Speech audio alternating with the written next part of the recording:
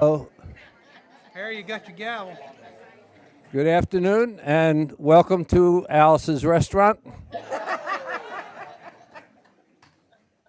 I've heard about your baking. Anyway, thank you for joining us this afternoon. We're going to start this evening with the Pledge of Allegiance and our invocation by Councilman John Carroll. Please rise. Let us pray. Dear Lord, as we come before you today, first of all, we want to thank you for all the many blessings that you give us.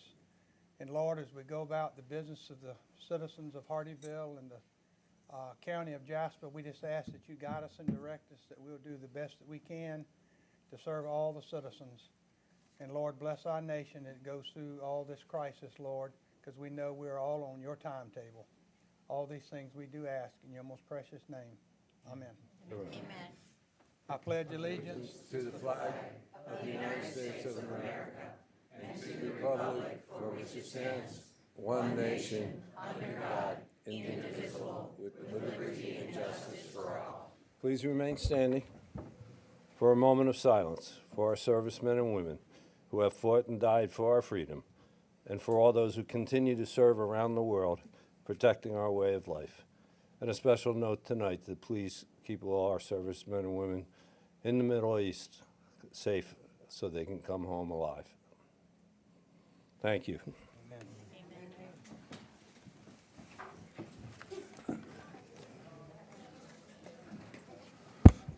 Okay, now I will call this meeting to order. This is the City of Hardeeville, regular City Council meeting and public hearing, 205 Main Street, Hardeeville, South Carolina, March 5th, 2026 at 5 p.m.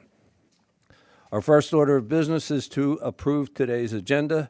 May I have a motion to approve, disapprove, or make any changes to today's agenda?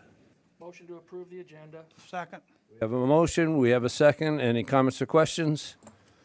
Seeing none, all in favor, please say aye. Aye. Next is public comments. Do we have any public comments signed in? No, sir. Okay, then we'll go right into public presentations.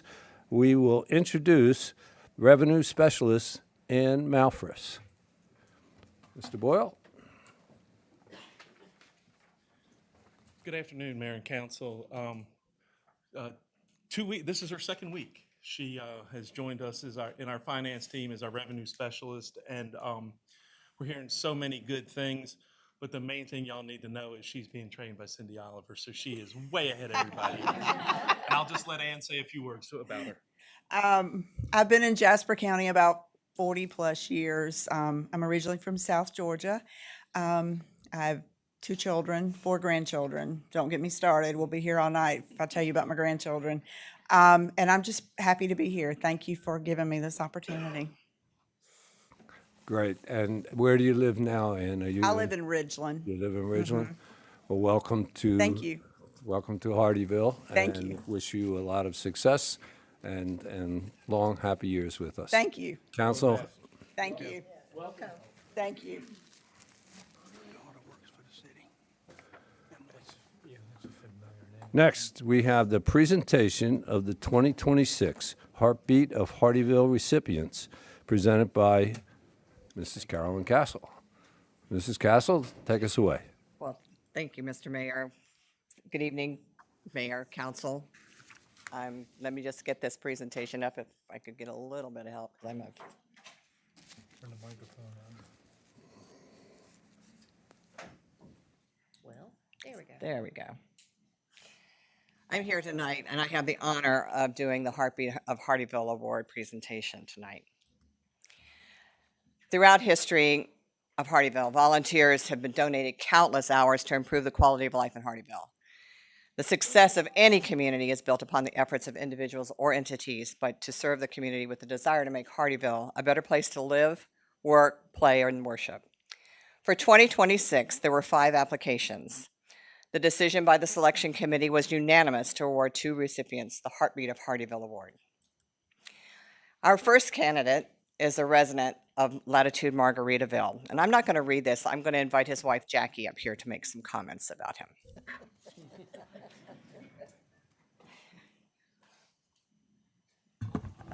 What an opportunity to make comments about Lee, And look at the audience. right? And look at the audience, exactly.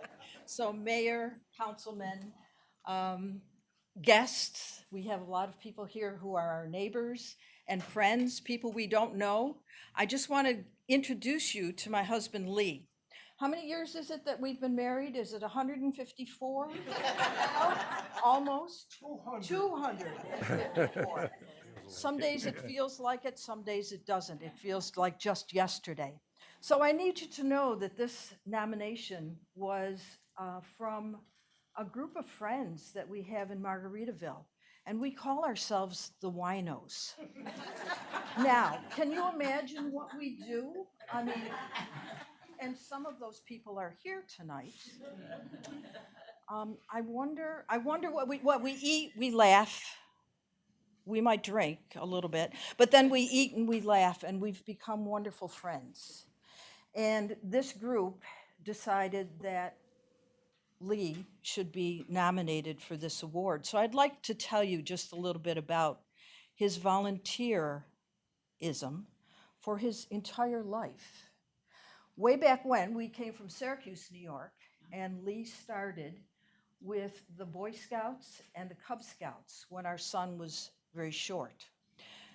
Our son became an Eagle Scout, so you can imagine the number of years that Lee was with the troops. He went on, even after Greg left scouting and went to college, Lee still stayed with the Scouts.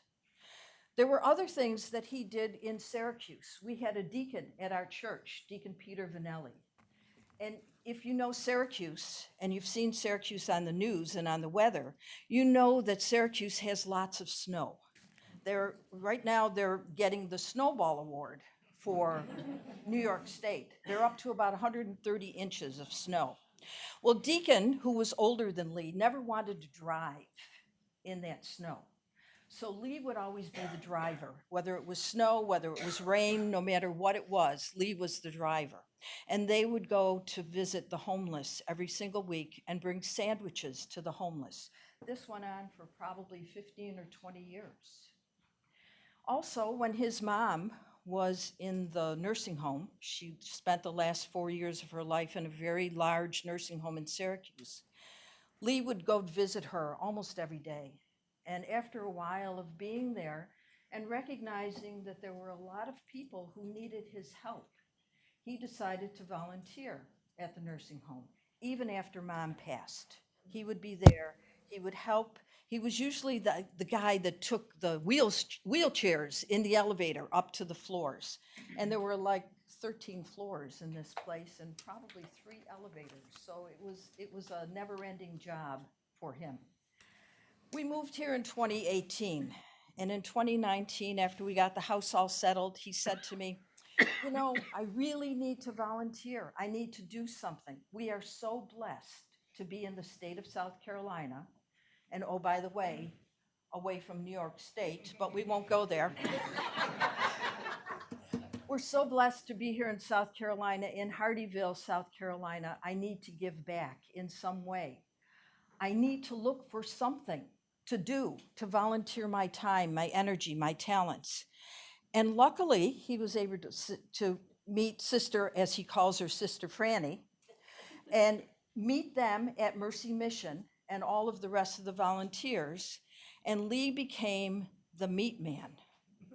Now, he's the meat man because he's the only one that really likes to deal with the freezer and all the meat products that come in every single week to Mercy Mission, right? Yes. Tons and tons and tons of meat. He's the guy that puts it all together, stocks the freezer, and then when people are there, the guests are there, he'll help the volunteers. Here's the meat for this person, here's the meat for that person. He volunteers Tuesday, Friday, Saturday, every single week, unless we're away.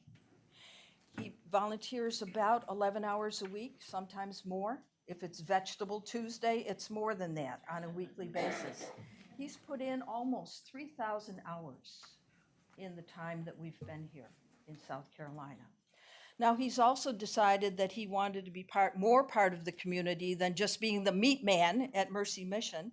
So he joined the Hardeeville Police Academy. And he went through that last year and has been instrumental in watching that academy grow and bring in more volunteers to that academy so that he can help support the police and the officers in Hardeeville. So that's my husband. He has volunteered literally his entire life. I'm so pleased to be able to talk about him in this way. And now, should we bring him up? Yes.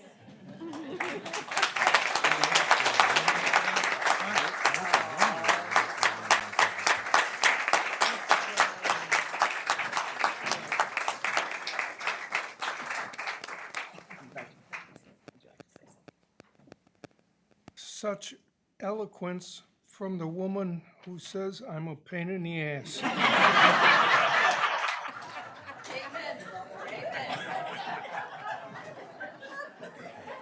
Kids aren't watching. Sister Mary Friend, is this what, do you let them do this? Sometimes it's the only word that fits the situation.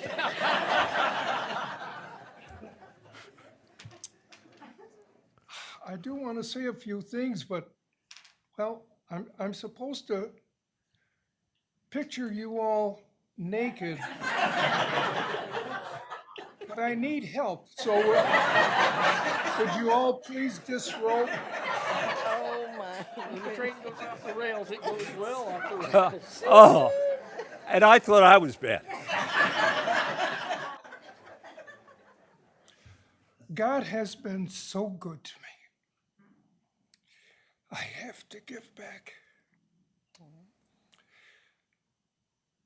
But I have not given the most. I don't deserve this. There are other volunteers at Mercy Mission who have given ever so more, some of whom are here tonight.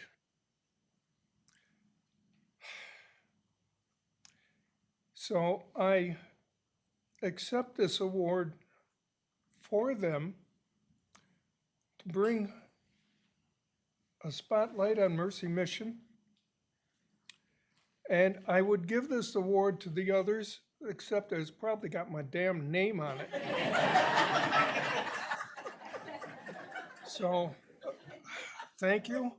Thank you, City Council. Thank you, Hardeeville.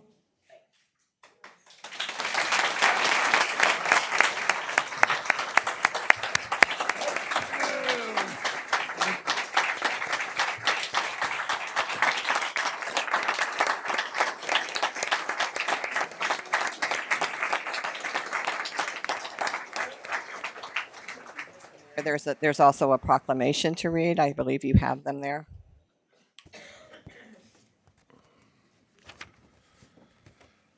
City of Hardeeville Council proclamation, whereas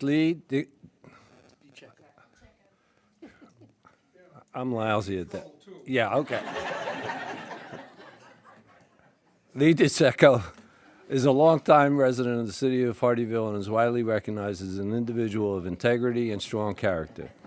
And whereas Lee has dedicated his entire adult life to volunteer service within his community, and whereas Lee has faithfully volunteered with the Hardeeville Mercy Mission for the past 7 years, and whereas Lee is affectionately known as the Meat Man in recognition of his responsibility for managing the meat freezer at the Mercy Mission. And whereas Lee participated in the 2025 Hardeeville Citizen Police Academy, demonstrating his commitment to civic engagement and public safety, and whereas while volunteering, Lee formed a compassionate friendship with Thomas, a homeless individual, and regularly checked on his well-being to ensure he had food and support.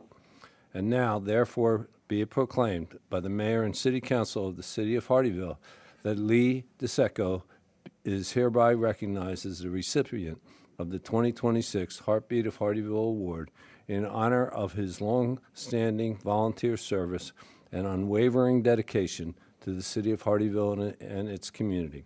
Proclaim this 5th day of March, 2026. Council, I'd like a motion to endorse this proclamation. Mr. Mayor, I'd be proud to make the motion to endorse the proclamation. We have a motion. Do we have a second? Second. We have a motion. We have a second. All in favor, please say aye. Aye. All those opposed?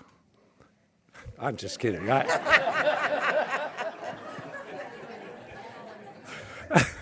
You're not the only comedian in the room, okay? You had to upstage. Would you like to have a picture with council? Come on.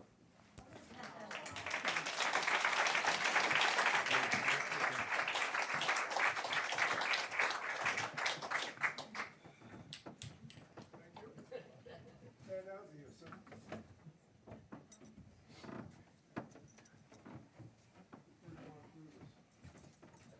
I'm not letting you stand behind me.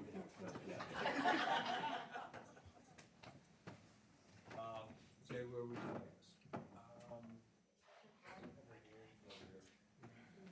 us? Come on, you're not getting off easy.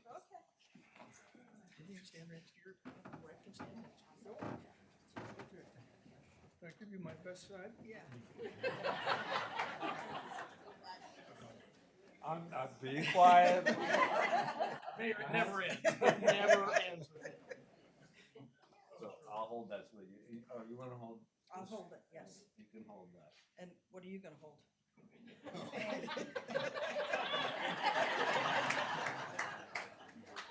You know, this show should be on the road.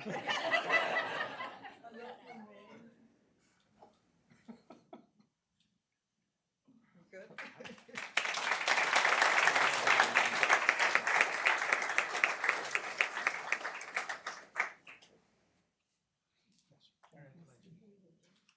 What happened to who?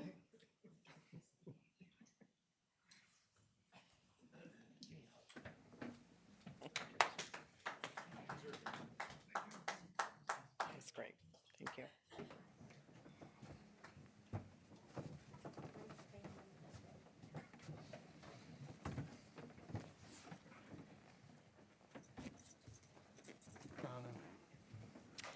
Our second candidate tonight hailed from Latrobe, Pennsylvania, and moved to Low Country in 1991, and Riverton Point in 2012. Jules' extraordinary gift is identifying the needs of others and creating a plan to help. Her passion for baking and decorating her home for the holiday has become, over the years, an event that the entire community looks forward to in anticipation. This past year, she and her husband Michael hosted a holiday open house where she baked over 1,800 cookies. Now picture it, 150 dozen cookies, to be shared with the Riverton Point community for donations to the Riverton Charitable Fund. The Riverton Charitable Fund was created to support local charities throughout Hardeeville and Jasper County. In 2025, the fund distributed $42,652 to 8 organizations who applied through a grant program from the Community Foundation of the Low Country.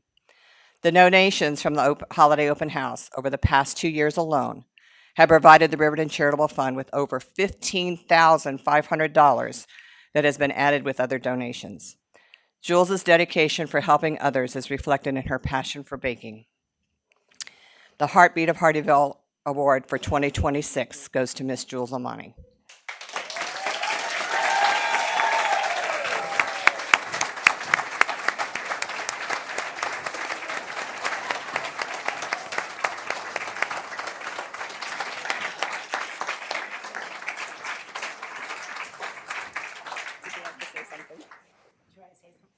I hope y'all enjoyed your peanut butter cookie. It all had the little heart and the heartbeat of Hardeeville down in the Low Country. I'm a crybaby, sorry. I appreciate all of you coming out to support me and our community. Not just Riverton Point, but all of Jasper County, because we got some real swell people.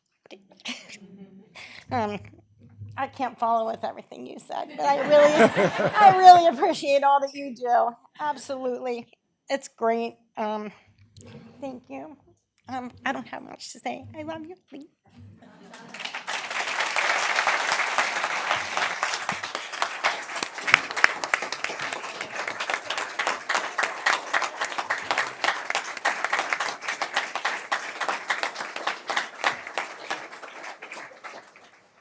you, Jules. And the mayor has a proclamation he's going to read, and then we'll follow the same thing. I do want to say one word, and that is thank you to all of the Riverton Point people who came out tonight, because Jules is kind of considered the mayor of Riverton Point.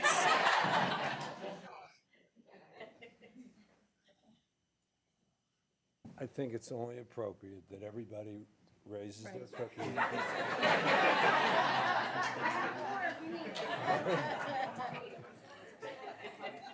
Oh, that was good. You just can't have one bite of that. City of Hardeeville Council Proclamation. Whereas Jules O. Mahoney, why doesn't anybody have an easy name for me? Is a longtime resident of the city of Hardeeville and a compassionate and civic-minded individual. And whereas Jules possesses a unique gift for recognizing when others are in need and responding with sincere generosity. And whereas Jules is widely known for her passion for baking and for sharing her legendary cookies, using this talent to bring people together and foster community spirit.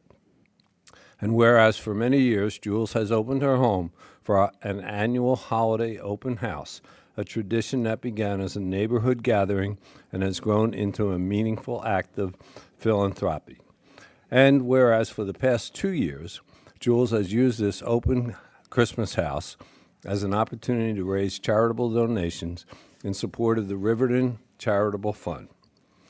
Now, therefore, be it proclaimed by the Mayor and City Council of the City of Hardeeville that Jules O. Mahoney is hereby recognized as a recipient of the 2026 Heartbeat of Hardeeville Award in appreciation of her volunteerism, generosity, and dedication to the City of Hardeeville and its community. Proclaimed this 5th day of March, 2026. Council, I would like a motion to endorse this proclamation.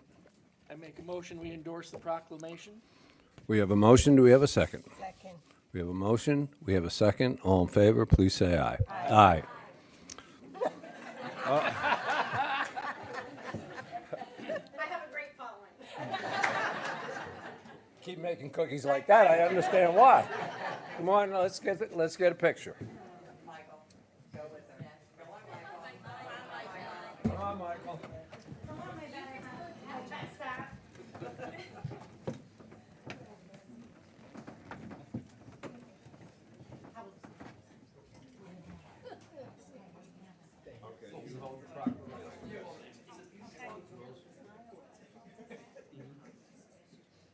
Where's everybody? Oh, where am I? Oh, there we go.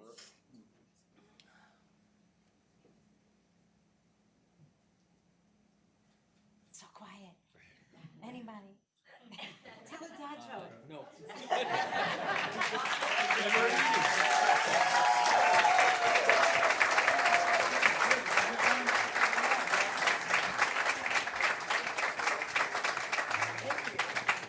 I just have you stand up here? We'd like to have a picture of the whole Riverton community that came tonight to support you. Everybody that can get up to the front. What if I go that way? You can go that way if you'd like. Yeah, why don't you go Picture back that way. Squish this Yeah, let's go that way. We're on time constraints. Yeah, we've got other things to do, but if you could just Right. stand in the middle, Jules, so we can take. Everybody's squished. Riverton.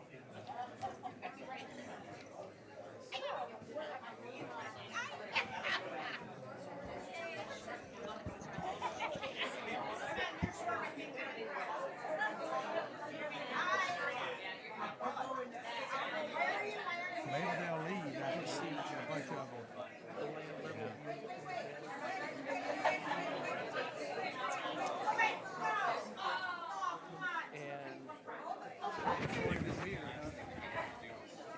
Yeah, you say it's going in the beard again. It'll feel like AIDS.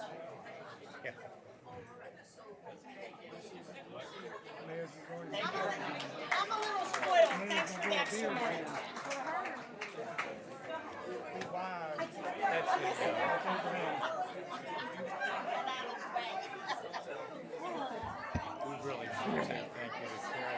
Okay, can I have your attention real quick? We got one more little thing we have to do. I want to finish up with the presentation if I could get your attention. Really appreciate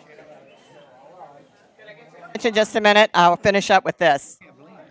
This is just one of the recognitions that City Council will be doing. They were recognized tonight. They received their plaque and proclamation from the mayor. They will have their name placed on the perpetual award plaque, which is maintained at City Hall, that has reflected the current and past winners.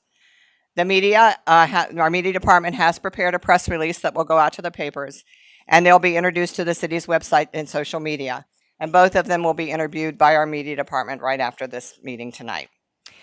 They will join a list of really, really wonderful honorees the past few years. This was established in 2021 with Rick Patel, Steve and Kathy Talbot for Reefs Across America, John Skistimus, there you go, for Fins Up, Cleans Up, and Sister Mary Fran for Mercy Mission, Mrs. Beth Williams for Santa's Toy Box, PJ Nappy for Keep Jasper Beautiful, and these two will be added, or 2026, Mr. Lee DeCecco and Ms. Jules Amani. I'd like to thank the selection committee this year, who is Peg Harvey, our chair from Latitude Margaritaville, myself, Steve Mearsman, our councilman, and Cindy Oliver, our city clerk. Without her, this wouldn't have happened tonight. So thank you all very much for all your time, and I really do appreciate you taking it and having this award every year.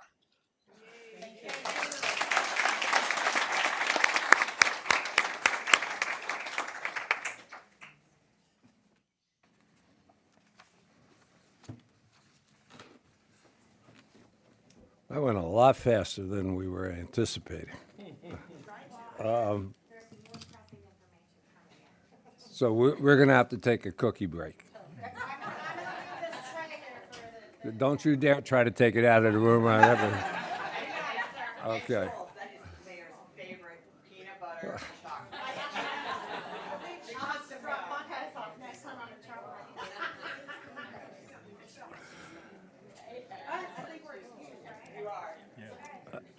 Anybody, we are having drinks and meats or each other across 95 on the left, so if you want to have a drink.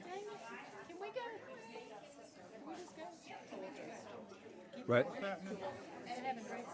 What's that? It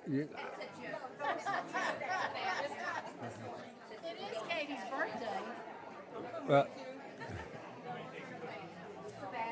let's.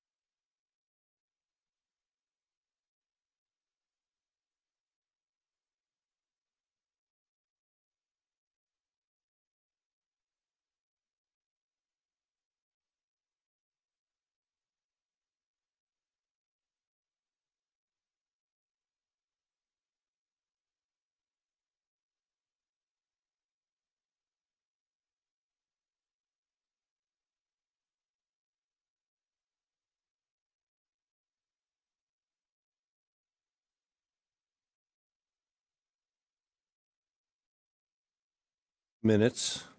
And what I suggest is that since we have a crowd that we normally don't have, let's go ahead to the manager's report and council's issues and concerns and do that, and that should get us close to 5:45 advertised time.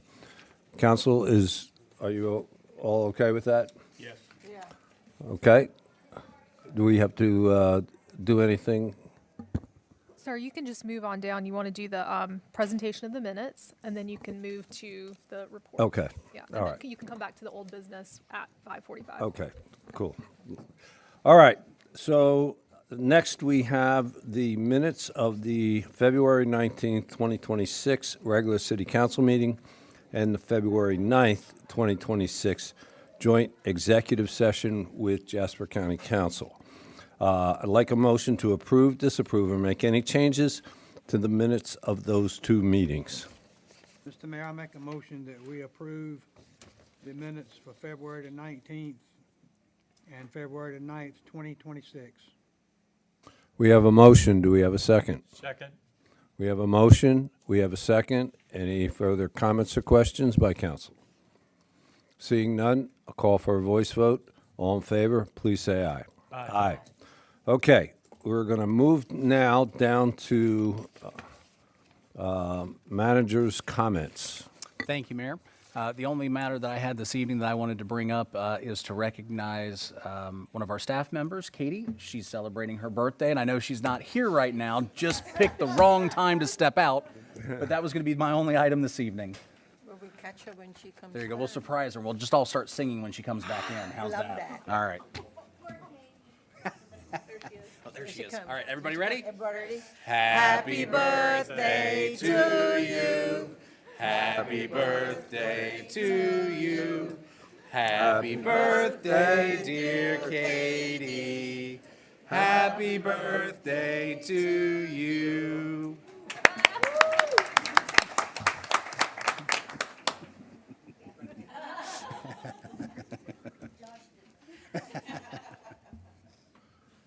This is a popular day. I think I know about 10 people, including one of my sisters, that having birthdays today. So happy birthday, Katie. Happy birthday, Katie. Next, we're going to go this time in reverse alphabetical order for council comments. Mr. White, you want to lead us off? I really don't have any comments. I've attended a couple meetings with people and went to a fair on Saturday with folks in the community. It was very good. So I have, Mr. Mayor. Thank you. Mr. Mearsman. I have nothing this evening. Mrs. Guzman. I have nothing this evening either. We're supposed to be stretching this time out. You're not helping me out. We're gonna say that. Well, you Always know, have something to say. No, Johnny. and here's Johnny. Mr. Carroll. I don't have a whole lot to say either. Like I say, kind of repetitive. I've attended a couple of meetings, and I'm still working. I got the other thing ready, for Mayor, that you and I've been working on. Okay. I got the second one ready. We do. So I'll get that to you this coming week. But other than that, in LCOG, we had our first meeting with LCOG with the new director, and it went very well. So other than that, Okay. I always have a few things, but first of all, on the 23rd, Soloco invited Senator Tom Davis and Representative Bill Hager, and we heard about their legislative initiatives for this session.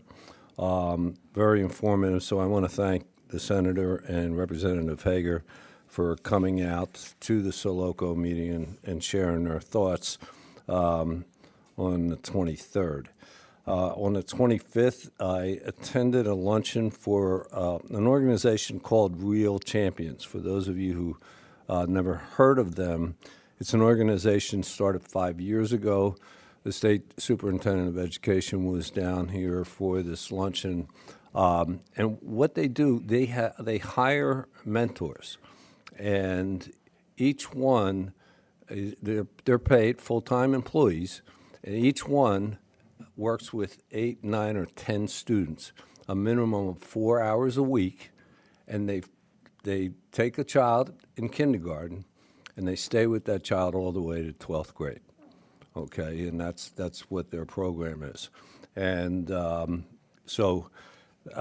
they just celebrated their 5th anniversary, and there's 58 students in Jasper County that they're working with. Nice organization. We did a video, and my acting prowess has grown even more for the building department. For those of you who haven't seen it yet, when is that going to be published? Do we know? It should be up very shortly, if not already. Okay, so for those of you in the audience, the media department, and they're really creative, they're going to do a series of videos. They're actually fun ways to instruct the public about different departments. So they did one featuring the building department. And although it was very cleverly done, the message on how anyone can go and get permits and COs, it really, in a fun way, teaches you what that's all about. We also met, Mrs. Guzman and I, and we met with a gentleman from SCAD, and he runs SCAD Pro. For those of you who aren't real familiar with what SCAD does, they are unbelievably talented. 25% of their students are international students with amazing talents. So what we talked to them about, and Mr. Gruber is going to put that as a budget proposal to council, and we talked about and set as one of our goals at the meeting, at the retreat, to develop branding for our city. So one of the things that they can do, the students, for a fee, will create that brand for us. And so that will be one of the items that council will have a chance to decide on during budget season. We met we had lunch with the new director of the Community Foundation of the Low Country, which of course the Riverton Point folks are well familiar with. And I want to thank Margaritaville for their donation of $61,000 for 15 organizations, of which I represented and Mrs. Castle represented Reefs Across America. That was one of the recipients. There are 15 recipients, and from what I understand, and Steve, you might know this better than me, but for every closing, Minto gives a certain amount of money. And then a volunteer or a group judges different organizations and decides whether or not they get part of that money from the previous year. So this year, the total was $61,000 and 51 recipients, and various things from Reef Across America, Rascals Rescue, Volunteers in Medicine, Low Country Legal Volunteers, among others. So thank you to Margaritaville for that. We went to Bo referenced the Greater Bluffton Chamber of Commerce, of which we are a gold member. We, the city of Hardeeville, had their gala Saturday night in Sun City. I also met the other day with Lieutenant Governor Pam Evett. She gave us 10 minutes prior to her speaking engagement so that we could talk about the Exit 3 situation that's ongoing. So I want to thank her for her time, but I also want to thank County Council Chair Joey Rao for setting that up for us. We also, at our retreat, highlighted as a priority to get the White Hardy revitalization program moving along quicker than it's been. And we met with the gentleman and his organization the other day. who we have a memorandum of understanding, who will be working on that project. So we're hoping to make some real progress this year on that priority for council.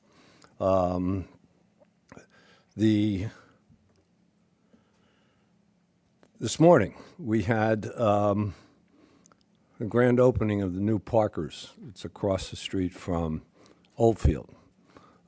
Beautiful new store. Mr. Parker was there and his daughter. And one of the things that was really special, the superintendent of Jasper County Schools was there, and they handed her a check for $20,000. So thanks to Mr. Parker and the Parker organization, and they give a certain percentage of their sales to the local school district. So thank you for them both. And an old one covering that left over from last month or last meeting because it was late. On February 18th was Converge. And that was really a good overview of the economic development projects that are happening here in the southern 8 counties that are serviced by the Southern Carolina Alliance. So that's it. That's all I have. And we're near 5:45. I think it's close enough that we can go on to the next agenda item.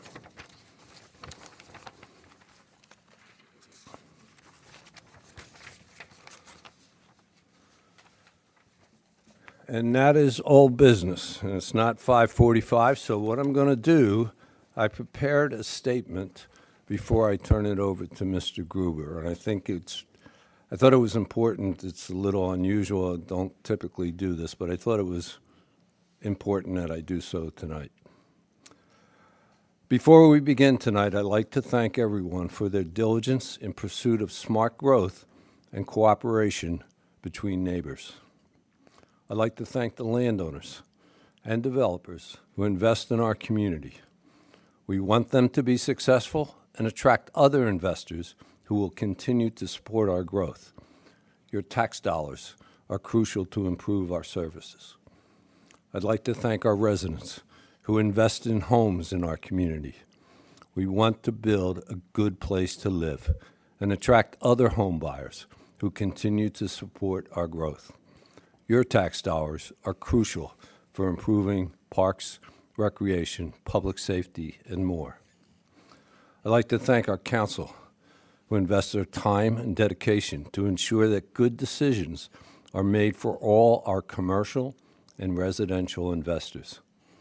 Our decisions are crucial for making Hardeeville a desirable place to live, work, and play. This has been a long process and an excellent example of collaboration and good government by the people. It is also an example of difficult choices for our council. Toll Brothers bought land and built to their property line, as is their right. McGuinn has bought land and wishes to build to their property line, as is their right. Both develop a plan to maximize the use of their property that will justify their investment. Our residents bought land that has beauty and privacy, as is their right. They chose a specific lot that would justify their investment when they choose to sell. Tonight, the council must determine how to protect the rights and the investments of both our landowners, commercial and residential. I urge us all to seek a path that justifies everyone's investment in Hardeeville. It has been said that the best compromise is the one where neither side gets 100% of what they ask for. It is my hope that we all leave here tonight with a solution we can all live with together. Thank you. Having said that, Mr. Gruber, take us away. Thank you, Mayor. This matter was last on your agenda at your February 19th meeting. At that time, there was a number of questions and concerns that were raised. Staff was asked to get answers to those questions and then also to work with the developer to look at several options that were proposed by residents from the community. And so I'm like to turn the matter over now to Brianna and Katie and let them work through the documents that they've prepared to help respond to those questions and concerns. And then I believe they're going to ask the applicant to come up and talk about some alternatives that they've prepared. Thank you, Mr. Gruber, and good evening, Mayor and Council. The first thing we wanted to start off with is because there's been lots of conversations about the amount of transportation improvements that need to be made out in the East Argent area and Argent Boulevard and other things. As a resident in that area, I can attest to most definitely needs to happen. But what we wanted to show you was a map, and we want to give a shout out to Derek Clifton, our GIS specialist, for putting something together for us. This shows all the improvements that are underway or are planned for this area. To try to go through it a little bit with you, I'm going to start with the orange and purple lines that follow East Argent Parkway. The orange line is the future widening of the East Argent Parkway. We'll have some photos in a moment to show you what that widening entails and what it does. It is a part of the development agreement that was to be done at a certain point in the development, and we are working towards that. The purple line, or the kind of looks pink up there, is the trail that is going to go from one side, from 170 all the way back down to Argent Boulevard. It may not always be on that left-hand side of the road, but that's because of wetlands and some other things, but it is a multi-use trail that will run along beside the parkway. The arrows that are down along Argent Boulevard, I'm going to talk about the yellow line next. The yellow line is Argent Boulevard, and that shows the widening that is being planned and worked on. Not fully engineered yet at this time, but it is being worked on to widen Argent Boulevard in its entirety. So now for the arrows. The green arrow up at 170 and Argent Boulevard is actually an existing traffic signal. I can tell you that we are thankful to have that traffic signal, and we're thankful for the new striping that's been in for now a couple of years that helps making that left-hand turn a lot easier. The pink arrows are proposed traffic signals.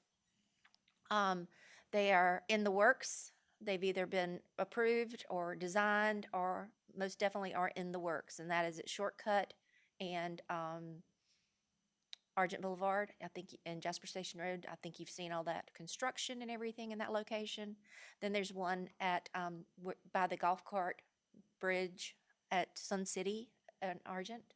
And then the last one is down at the bottom of the screen, and that is at 278 and Argent Boulevard. That's being put in by South Carolina DOT. The blue arrows are temporary signals. They're in place. They're functioning now. They are not functioning to their full capacity because their improvements have to be made to the roadways and to some other things that are in place, are getting in place due to wetlands and other triggers that have to happen. So the two blue on there, and that's one by across from Oldfield by the new Parkers, as well as the one at New River Center and East Argent Parkway. I hope that kind of indicates a little bit about what is going on, to let you and the public know that there is lots underway, lots happening, and that it just takes a little bit of time, unfortunately. And I'm going to turn it over to Katie next.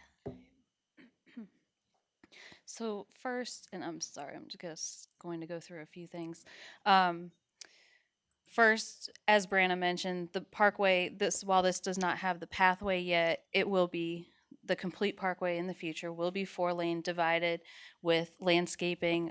There are some hardwoods in there. You just can't see them because they're a little bare right now. But in the spring, they'll be beautiful again. And then I wanted to show you a little bit about why it's important to maintain some of that buffer and allow the pathway to go within the buffer area and how it can be done well. I have some photos of a pathway along Buckwalter Parkway in Bluffton, and what they did was meandered through the buffer to allow for separation between vehicles for safety, noise, fumes. It really makes for a nice little walkway. A lot of kids use that to get to and from school right in front of the farm there, and to the rec center just up the way from there. So I just wanted to show you a couple pictures of how it can be done. It doesn't have to clear a giant swath where it looks like the buffer's really thin. I chose this example because it is, it was planted pines just like most of East Argent is. And so it shows you how that underbrush and everything can work with that in the buffer. Next, I am going to just briefly touch on the alternatives from staff perspective before I let Rusty get into the details.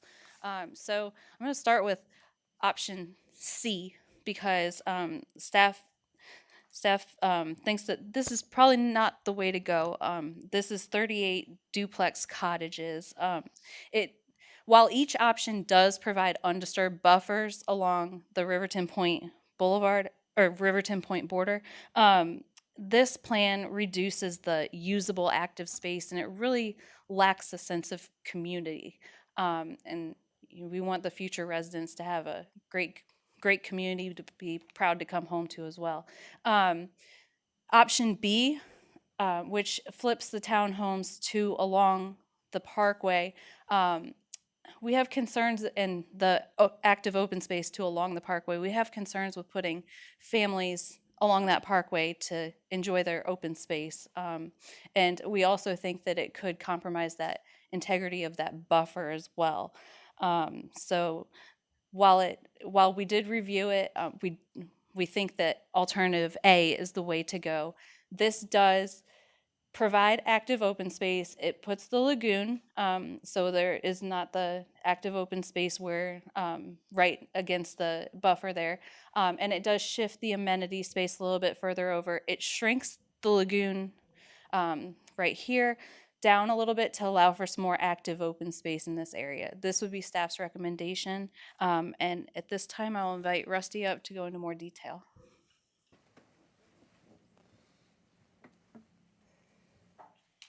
Good afternoon, Mayor and council members. How are you? Afternoon. I'm Rusty Windsor. I think everybody remembers my name.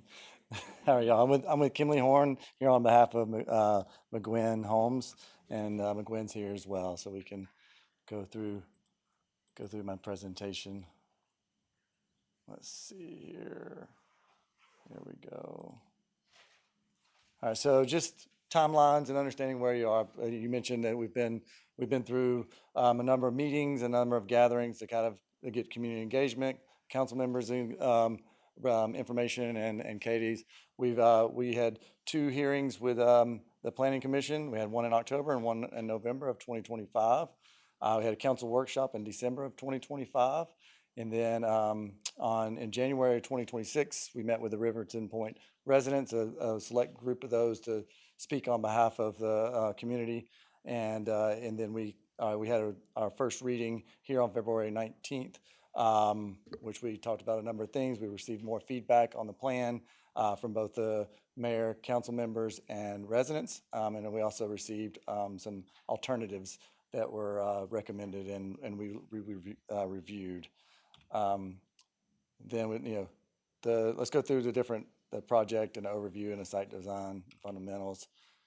So this is the alternate C. It's duplex flats.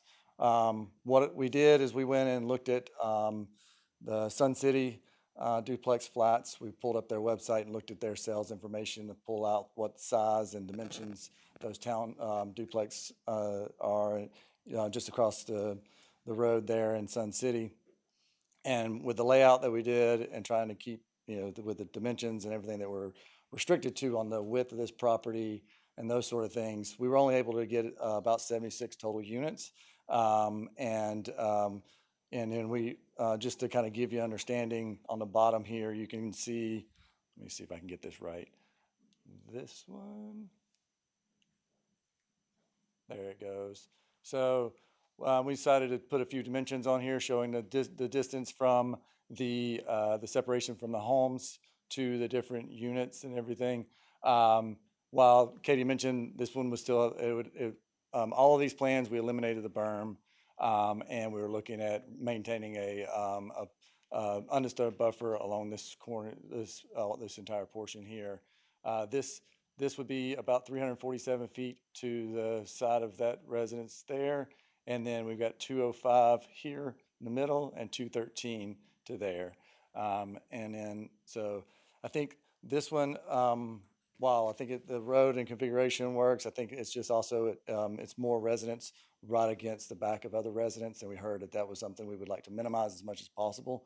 And so we feel like this one is probably not the best option, and it drastically reduces the number of units that we could get out of the site.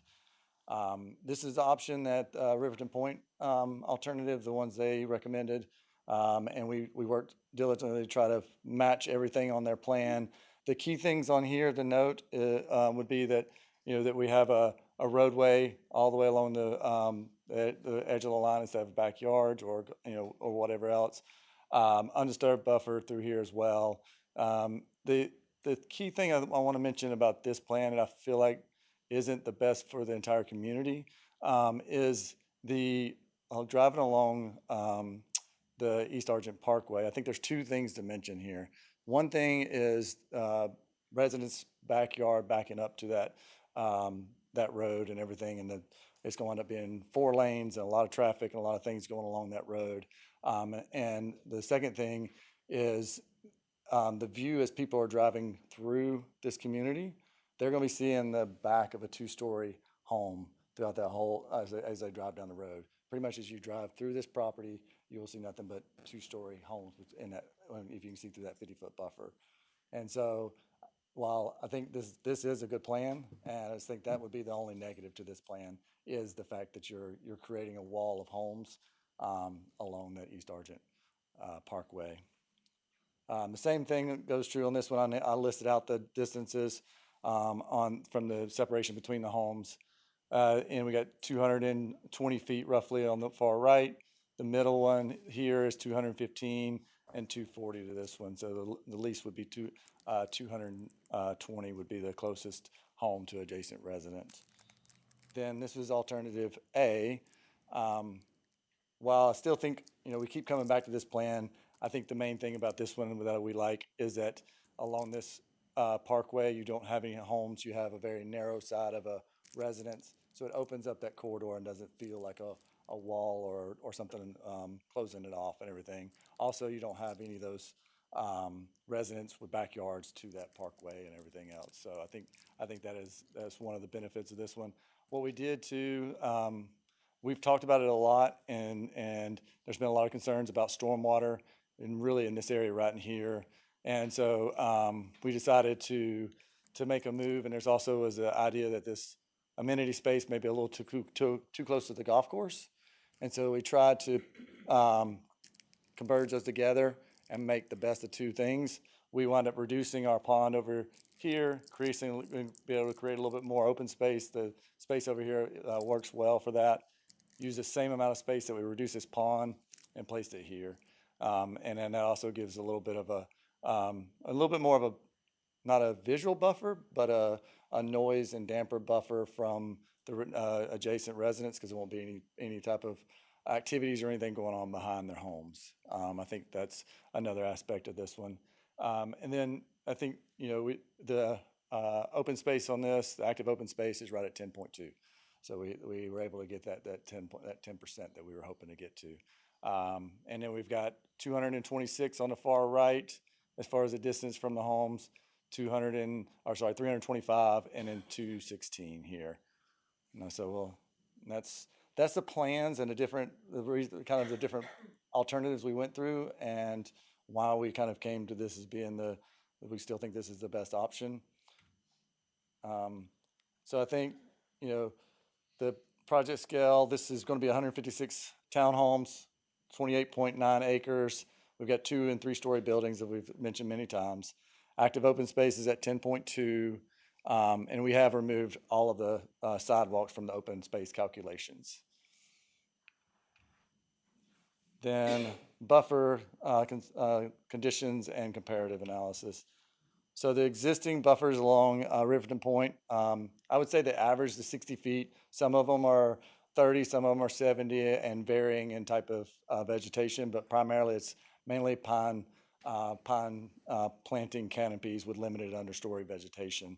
Some of while the pines are a good canopy buffer, they don't really offer too much of the visual buffer because it's mainly just a sparse growth, and the tree itself is the only thing visibly blocking. And then sometimes whatever is growing underneath that area is typically not an evergreen. It's usually, well, the leaves fall off of it during the winter months, and so that visual buffer it varies throughout the year and isn't constant. So for our site, we're proposing some self-imposed buffers. Obviously, we've mentioned it too, exceeding some of the ordinance standards set by the PDD. Along East Argent Parkway, we're going to do a 50-foot minimum buffer.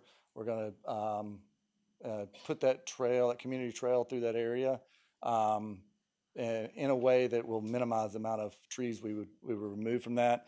Katie had some really good pictures. I'd also like to, most everybody's been to Hilton Head, and they've seen the trails on Hilton Head. It'd be very similar to that type of style is how we would do it. Be able to meander that through and keep that buffer as living as possible throughout the whole thing. Then we're looking at enhancing the buffer adjacent to the residential areas. So we're going to that 25-foot buffer. We're also going to plant that buffer with screenings of evergreens to be able to increase that visual buffer throughout the year.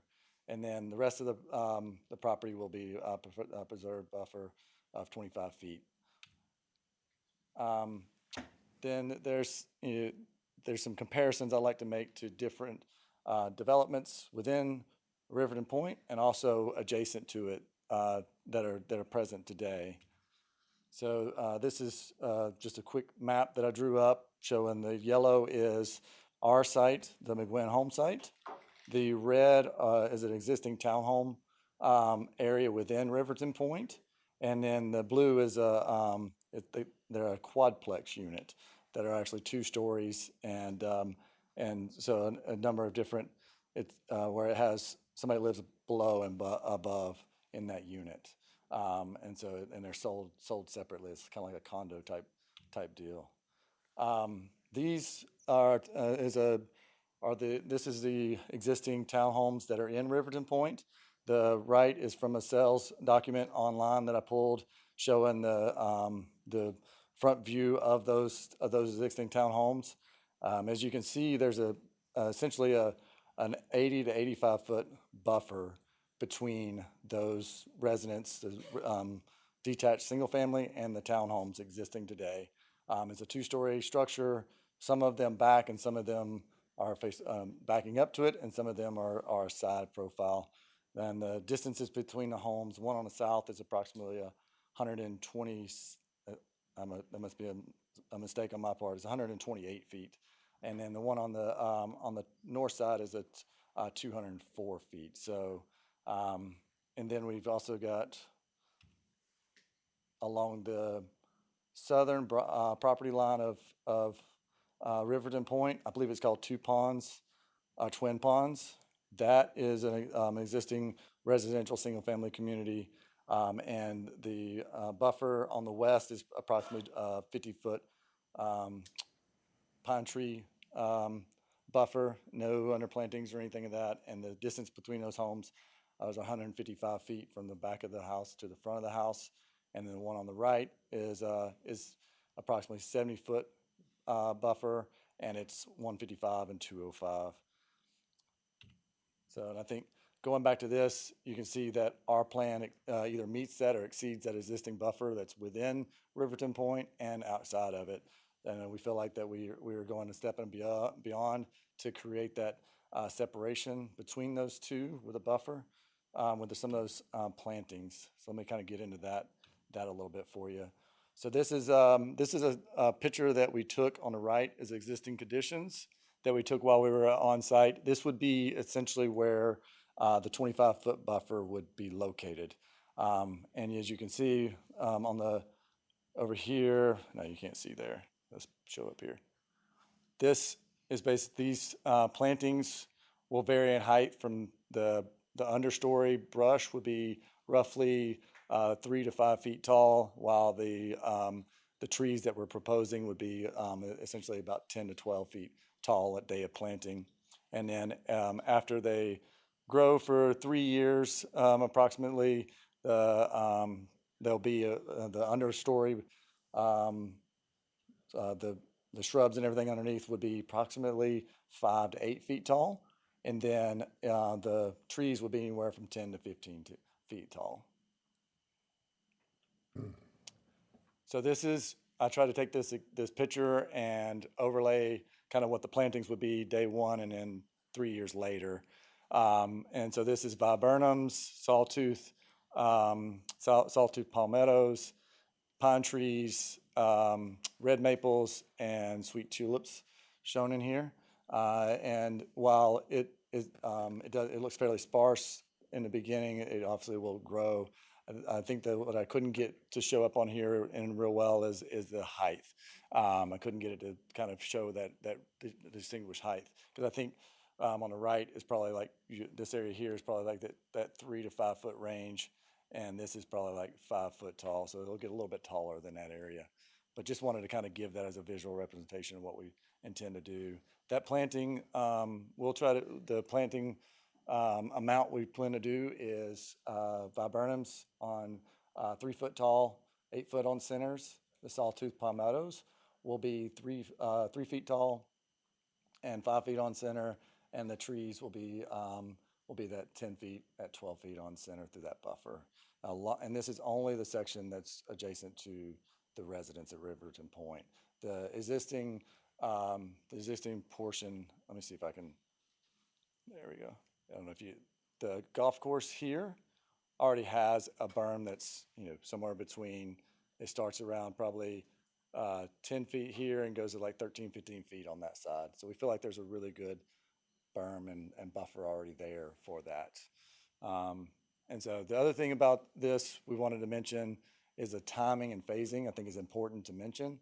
What we were looking to do is we would go in and as far as construction goes, the timing and sequence of that, you would go in, put your silt fence up, clear all the trees and everything that are needed to be cleared for the development. And at that time, we would go ahead and plant those buffer plantings that we mentioned. And that way they would have a good amount of time to be able to grow while the development's been going on. Just to give yourself a timing and understanding of that, development of this size is going to take you probably about 6 months at best, probably closer to 12 to 18 months to be able to build out all the infrastructure, the drainage, the ponds, the sewer, the water, paving all the roads, getting all the pads ready to start going vertical. And then the idea is that we would go, once we got all the roads and everything done, we would start in this north corner, this left side of the site, which is closer to the pavilion, open space. We would start here and begin construction and start working south. And so these homes will take, Eric, can you, how long does it normally take to build one of those homes? 118 days. So that's a little over about 4 months. About 4 months to build one. And so, and then it'll stack on after that. So you're looking at 18 months for construction, 4 months for doing the home building for the first one. So you're looking at minimum of 2 years. And then as this thing builds out, you've got 150 of these to build out. I haven't done the math, but it's more than 3 years in total construction and everything. And so that planting would be put in place so that way you could maximize the opportunity for those plants to get really established, growing up well before any vertical construction was completed adjacent to those residents along Riverton Point. You covered this already, Katie. I don't have to cover the infrastructure. There's a number of improvements that are being done and everything for this site.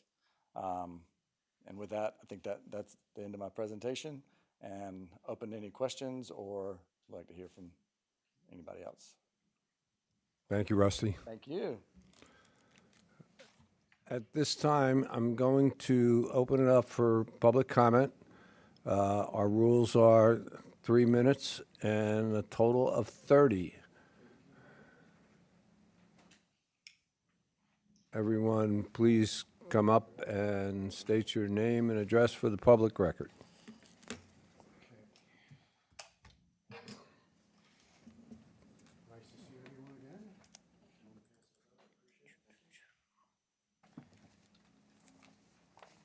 Okay, and then you'll just use the arrows. Perfect, thank you. Gentlemen, believe it or not, I actually want to start out and say to Rusty and Eric, thank you, right? Because you actually listened to us and you put up a proposal, and they did exactly what we were trying to represent. So in all fairness, thank you. We simply just don't agree, right? So we'll put the pitchforks down for a minute and say thank you. Now the pitchforks back up, and here comes our no Burmo signs. All right, here we go. Chris Becker, 752 Riverton Point Boulevard. I know I've only got 3 minutes, so I got to go through this rather quickly. So this is kind of a lot to digest in a short amount of time, because everything I was going to say kind of goes out the window based on their recommendation and what happened. But this is a view of what we had talked about in the council meeting last time, right? It was I think, a very good discussion back and forth. And I think this is a great alternative. And I've listed the reasons why on the right-hand side. Now, the interesting thing is there was a little bit of a debate, and I confused the mayor, I think, and council between John's presentation and mine. We were saying the exact same thing. Mine's an illustration, because in the design world, you start with an illustration. It's not accurate. But what I can tell you is that the reason why I knew all the things on the right-hand side that used to be bullet points are now check marks is because John developed a 3D model. He actually represented that property in 3D. If he had his computer here, you'd rotate that and see it in a 3D spatial relationship. So we knew it was going to work. When I asked this, we knew it was going to work, okay? So again, I still, and I think we all believe that this alternative B is the best option for the neighbors and residents, right? Now, the only thing that we would ask is the bottom right-hand corner, that building, that setback, it is a lot closer than anyone probably realizes. So what we would ask is either, A, to go with alternative B, and also remove that home on the far right. Now, the reason why I say you can either remove it or move the homes is because the original design said 151 homes. We were dealing with 151 for a long time. Somewhere along the line, it went to 160, right? If you take that 4-unit back, you're at 152, which is their original design. Either way, move it or change it. But this is the design that we believe addresses all of the things that we've been talking about for months now, right? The fire pit, the locations. I don't really want to repeat all this because I promised the mayor and council we wouldn't repeat. But there's a laundry list of things that why this is the best alternative, not what was being proposed. Again, I think you're going to hear from a number of people right now that will help continue the discussion, because even with this, we also still have concern with the buffers. And I'll say one more thing. If you use this design, which again, I appreciate the design, it's very flexible, right? Smart guy. Because all you got to do is, it's a box within a box, right? So if you don't have enough buffer space, you take 1 unit off the bottom of those 10 and you get more buffer. What we did was we took the alleys out and you got more active space. So when you have a box in a box, you can make these adjustments very easy. If they're concerned about the homes on the top that are close to that, it's going to be a tree buffer, and those things exist everywhere. They exist even in Riverton Point. The design was still the same. So the other thing is, I'm not sure if you're timing me or not, or thank God that, okay, good. I got 5 minutes, right? Because the mayor promised me that I'd get 6 minutes, but anyway. So it was the last thing I'll say, and I'll move on, right? Because I think I'm probably over 3 minutes, right? But respectfully, there's a lot of precedent set on having a fence, buffers, and you'll hear more about that. The other thing is I was asked to do our homework, and we did. I went back to Toll, and we did have a conversation with Toll. It was through a Zoom call with the vice president of the National Community Association. We had an interactive Zoom meeting, and it spent over an hour making sure that they understood their responsibility to help fill the gaps on their side. Okay, so we did follow up with that. So With that, I will turn it over. Believe it or not, I only had one slide, so thank you. How do you do? Do I have to You went over. issue fines? About 30 seconds, probably. Good evening, Chris Newbern, 622 Riverton Point Boulevard. Obviously, we're in favor of option B. It's much improved over the previous discussions, but there's always a but. Buffers, they remain at 25 feet, unchanged from the original proposal. And if you go back to the prior discussions, I mean, this discussion started back in October of last year. We talked 25 feet, we went to berms, now we're back to 25 feet. So essentially, in the last 6 months, we've made no progress on the buffer discussion there. But also, if you look at this depiction there, you can see that the buffer would say that the open door is closed, when in fact, that open door that we've discussed and that's depicted in the lower right is still wide open. And one of the things that continues to kind of disturb me is that we really don't have any idea what the proposal will be to close that. In terms of the aesthetics for both properties, 25 foot doesn't reach the tree line. That's 65 feet back. So what are we going to do about that? I know that people have said, hey, there's an easement there, but I've talked to the Beaufort Jasper Water Authority and there's ideas. Why are we not seeing some of those ideas discussed at this point as well, so that we all have, if you will, a visual as to what will happen there? And why not a 50-foot buffer? More buffer, the merrier, is what I say, and it also enhances the low country feel. And a good precedent is set. I appreciate Rusty's analysis, but ultimately we're talking about the buffer there that's undisturbed, that not necessarily goes all the way back to the housing units. Toll plan for 50 feet along this, it's there. The Twin Pond development in different places there, 50 feet. Orange Capital has gone to 80 feet where you have concerns with housing units. And then Okatee Crossing started at 50 and went to 100. Now, the way I see this, the mayor previously mentioned that, hey, this is 15 or 10 pounds in a 5-pound bag. I used to be a bag boy, so I understand that analogy. I think maybe now we're at 8 pounds in a 5-pound bag, but ultimately it still doesn't fit. And why don't we come up with something that ultimately fits this property, because these ideas don't. And lastly, with such a limited buffer, an 8-foot fence should be one of the non-negotiables as we're talking today. Now, obviously things could change, but the buffer is so sparse, why are we not talking about other things that can enhance the property lines between these two developments? Outlined below in our Plan B, if you will, is the yellow line that could easily depict where a fence could go along the perimeter. Probably not necessarily the best idea that people would want to enjoy, but if it's a limited buffer, I mean, let's talk about other options as well if we can expand that. Thank you for your time. Thank you.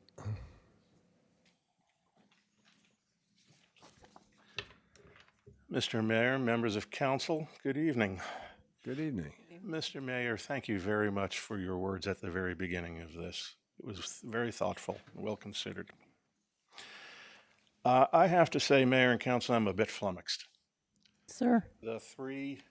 I need his name. I'll speak to this. Your name, sir. Your name. I apologize. John Ruggieri, 1661 Laurel Oak Avenue in Hardeeville. I am not an abutting owner. I live down the road, but I promised my neighbors that I would give them the benefit of my experience.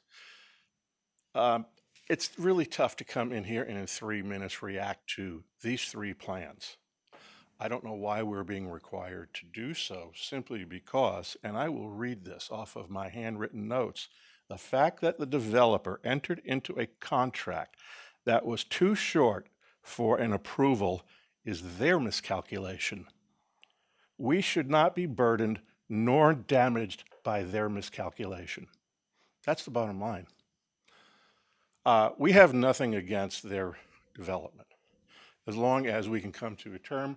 And I believe that if we could move this to, how do I go do this? To number 2. The second one, alternative B. Alternative B. Okay, thank you. Alternative B is our preference, primarily because it provides the kind of buffer that we would hope to achieve, and it does move the units, and it shares the burden with East Argent. It's a trade-off.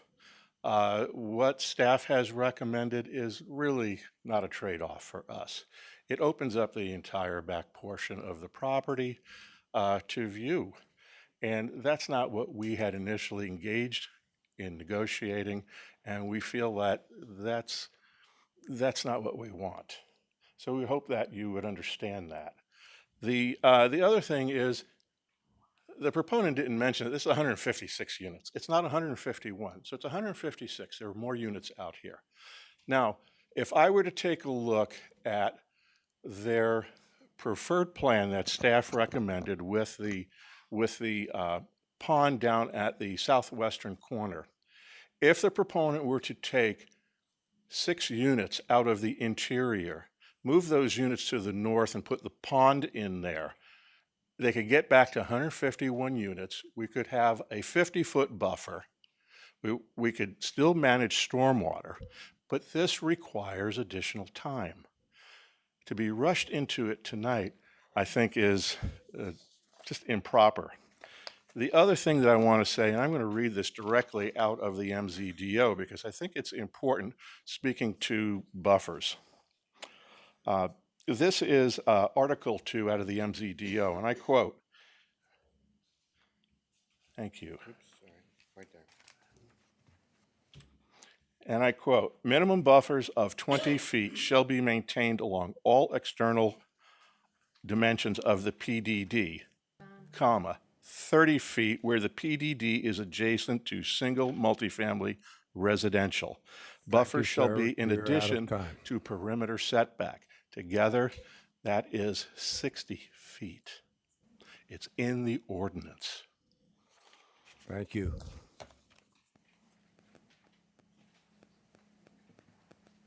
I'm Andy Couch, 1267 Azalea Drive in Riverton Point. I wanted to hand this in for the official record. My grandmother would have said, boy, you're trying to put 12 ounce of beans in a 12-ounce can. But tonight, a vote on the master plan to adopt it tonight is premature and is subject to appeal for many reasons. The abutter notification process is procedurally flawed. South Carolina Code 63150 in the city of Hardeeville requires adjacent property owner written notification for any public hearing. The developer has failed to satisfy that requirement. Written notice was not given to Riverton Point abutters for this or other public hearings. Sun City property owners across East Argent were also required to receive notice of public hearings.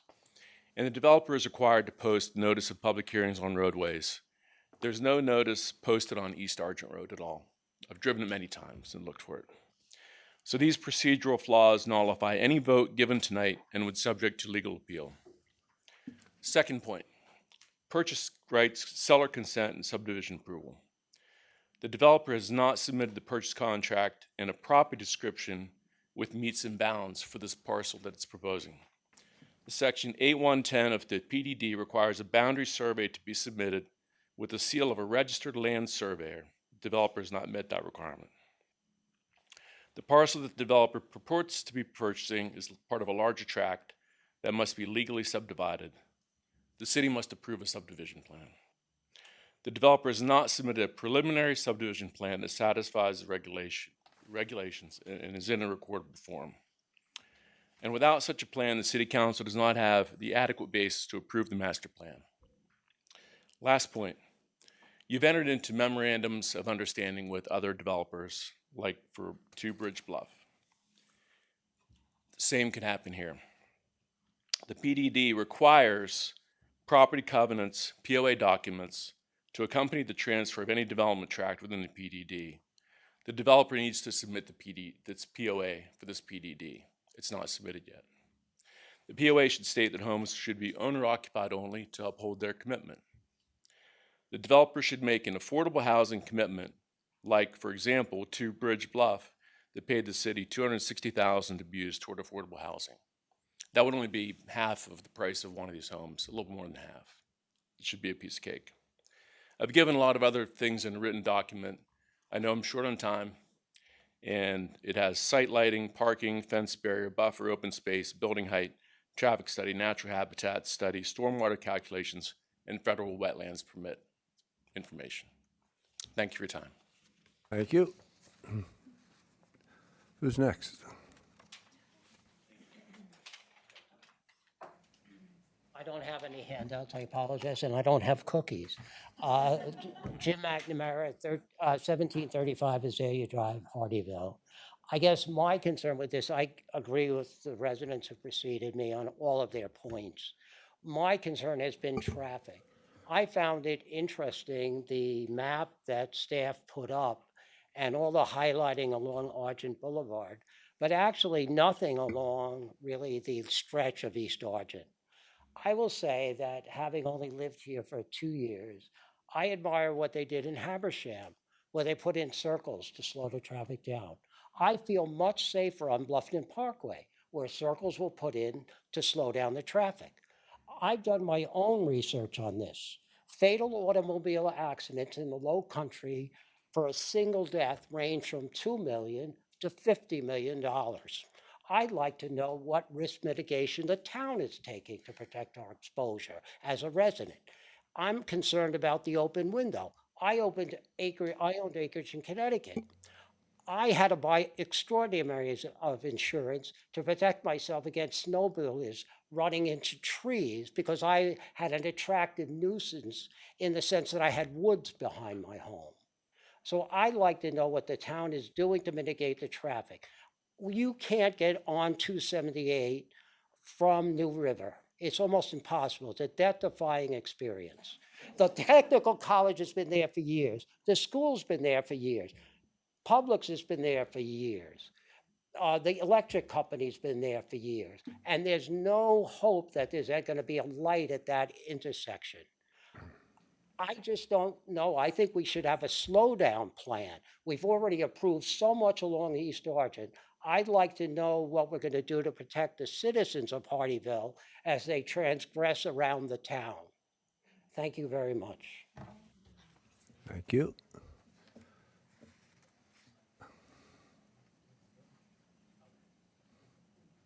Good evening. I'm Sue Moore. I live at 552 Riverton Point Boulevard, and I want to thank all of you, and I want to thank all of you for the work you've put together on this. I'm not sure it's finished yet, and I do know that I heard tonight several things about fencing. My property directly abuts this property, and I'm 2 doors down from Chris, who's got that open space next to him. I feel we have a safety and security issue for our residents as well as for the residents in the townhomes. If people want to go through there to break in, it's not a safe place for us. And I think we have to really seriously consider the fencing.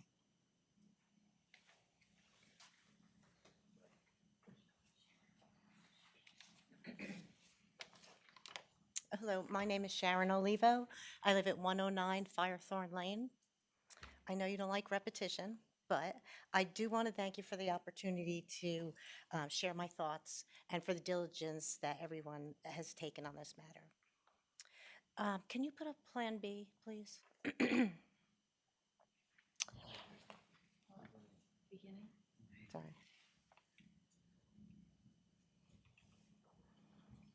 Excuse me. Sorry. We put a hold on my time, right? Okay.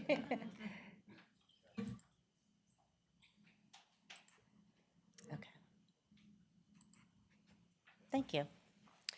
So the way I look at this, I'm seeing closest to Rivermine, we have the first row of buildings and the second row that are 3 stories high, and the last row by East Argent is 2. I'd like to talk a little bit about those houses or townhouses and what options we have there. I'd like to see that flipped. I would like to see the ones closest to Riverton at 2 stories, and then 3 stories in that next row, and then 3 stories against East Argent. I think that's one option. With this layout, there can also be another option where we could put 1-story homes in that first section closer to Riverton, then 2 stories, and then 3 stories against Argent. These options accomplish a few things. One, it improves the line of sight from the golf course and from the homes that are along that property line, and those that look across the golf course to this new development. I think it would also give some more visual interest to the townhouse community and that the buildings have some variety. If the building closest to Riverton are single-story buildings, it gives the opportunity for more affordable options for first responders, which I think was something you brought up at the last meeting, Mayor. These options also may reduce the density of that community, benefiting the livability for the residents and also alleviating some of the traffic concerns. I believe these thoughts have validity and should be incorporated in the plan. Thank you. Thank you.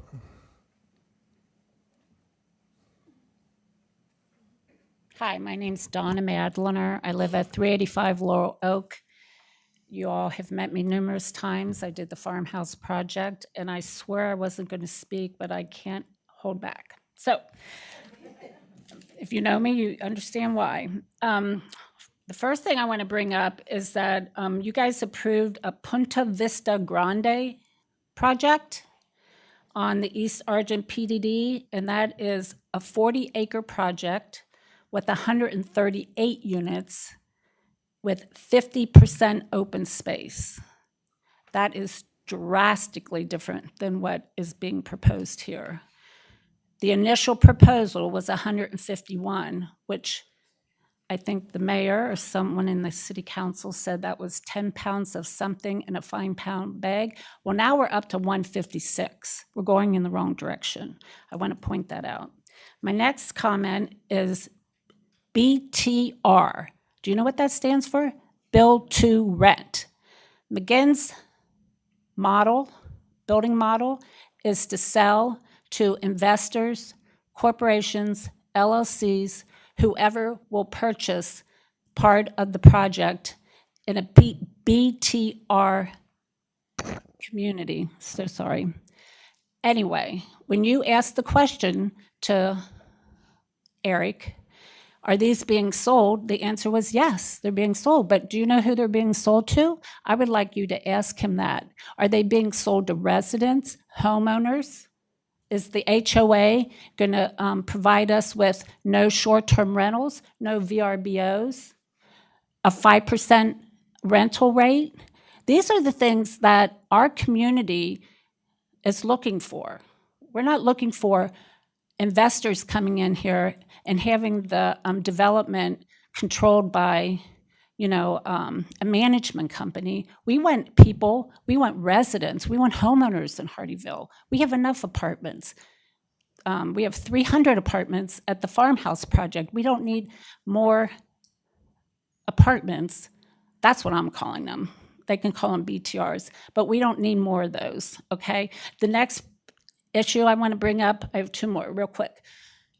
Rusty said not to put buildings on East Argent. Well, guess what? Riverton Point has houses that back up to East Argent. So does Sun City. We all do. All the communities have buildings that back up to East Argent. Why can they not have buildings that back up to East Argent? The other thing Rusty pointed out was that the buffers, all the examples that he had, none of them were less than 50-foot buffers. None of them. And we're talking about 25-foot buffer here. So I want you to follow up on that. And the other thing is we have precedents here, again, from Orange Capital. They did exactly what Sharon is asking you to do, to put the higher buildings. They're putting 4-story buildings on East Argent. To put the higher buildings on East Argent. Thank you.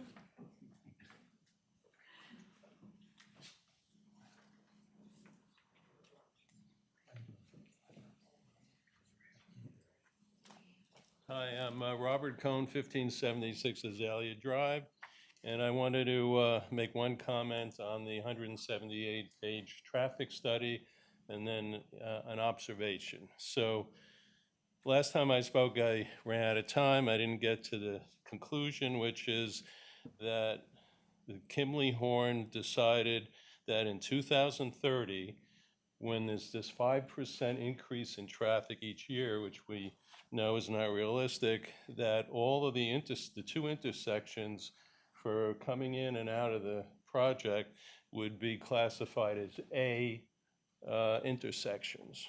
So there's A through F.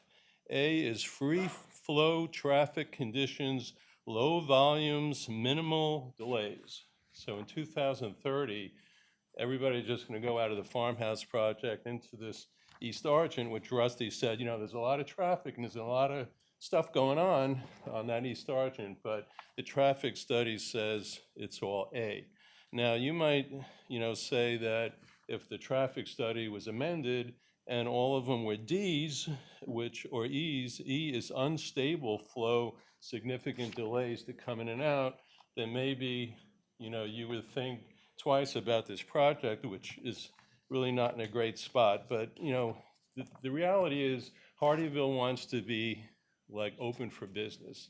We don't want the word to get out that it's a bad place to build, but I can't imagine someone saying, well, you know, even though they have Buc-ee's in South Point and Carolina Station, I heard that they were mean to Rusty and the McGuinns, and, you know, well, maybe we shouldn't build in Hardeeville. I think that that whatever you do on this project is not going to change the fact that Hardeeville is doing an amazing job in getting developers and bringing in work and business for everyone in Hardeeville. But this project is not in the best spot.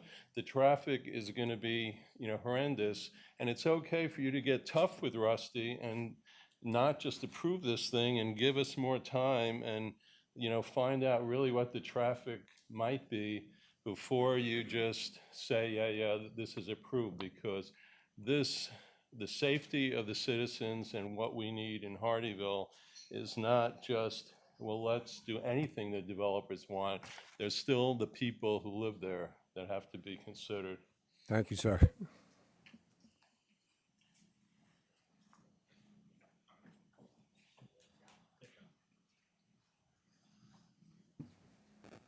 Donna Becker, 752 Riverton Point Boulevard, Hardeeville. You had asked Eric the last meeting about our plan, and he said, oh, I'll do that plan, but that's not what they're proposing today, so just was wondering. Also, if I'm reading the PDD correctly, it says here that any area of the PDD that's adjacent to another property without an intervening wetland, the buffer shall be increased to 50 feet. Where different land uses are encountered, like there's multifamily to residentials, which is what this is. And I was just kind of wondering why they're only giving 25 feet. Also, we were talking about a fence, and the MZDO does say, with the increased buffer, fencing requirements of the MZDO shall apply. So, and it talks about how the fence should be at least 72 inches, made of masonry, tabby, or brick, which are ideal, so it doesn't require any maintenance or whatever. And I think it should go entirely along the whole property adjoining Riverton Point and extend all the way around to Jack's Place. It's a community gathering place, and, you know, it should probably be fenced off there too. Also, I was reading the MZDO, and it said that if you have more than 50 units in the development, you must have 30% open space. So I don't know if that changed or not.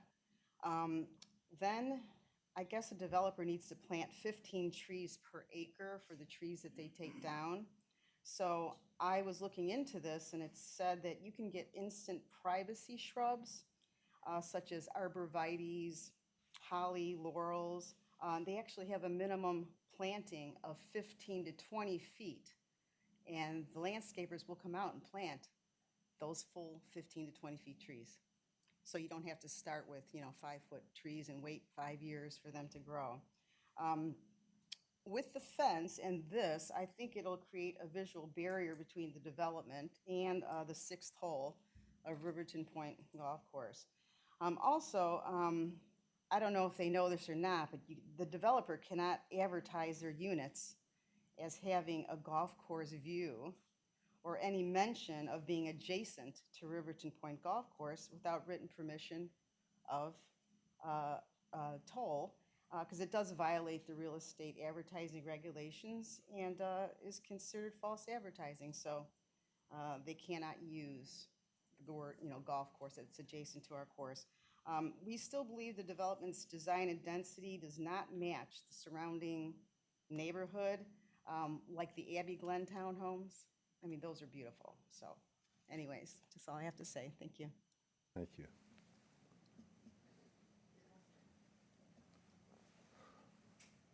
I wasn't going to speak, but like Donna, I can't help myself. Deb Thompson, I live at 700 Laurel Oak Avenue. Just 2 points. The first one is I think we need to understand whether it's build for rent or build for sale. We need to understand what the POA is going to say. Is there going to be a percentage maximum for rentals?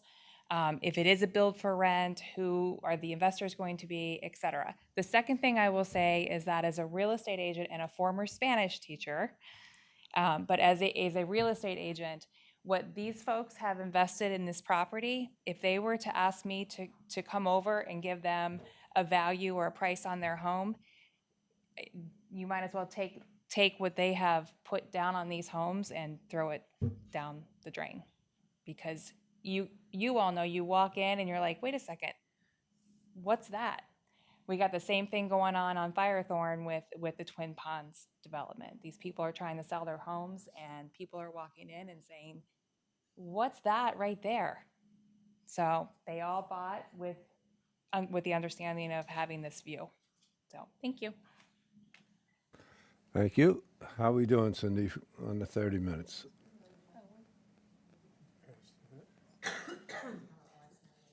Finished? We're past it. I'm sorry. We are past our limit. About 3 minutes. We have 3 minutes? No, I said we passed by 3 minutes. We passed it by 3 minutes. No, I can't speak.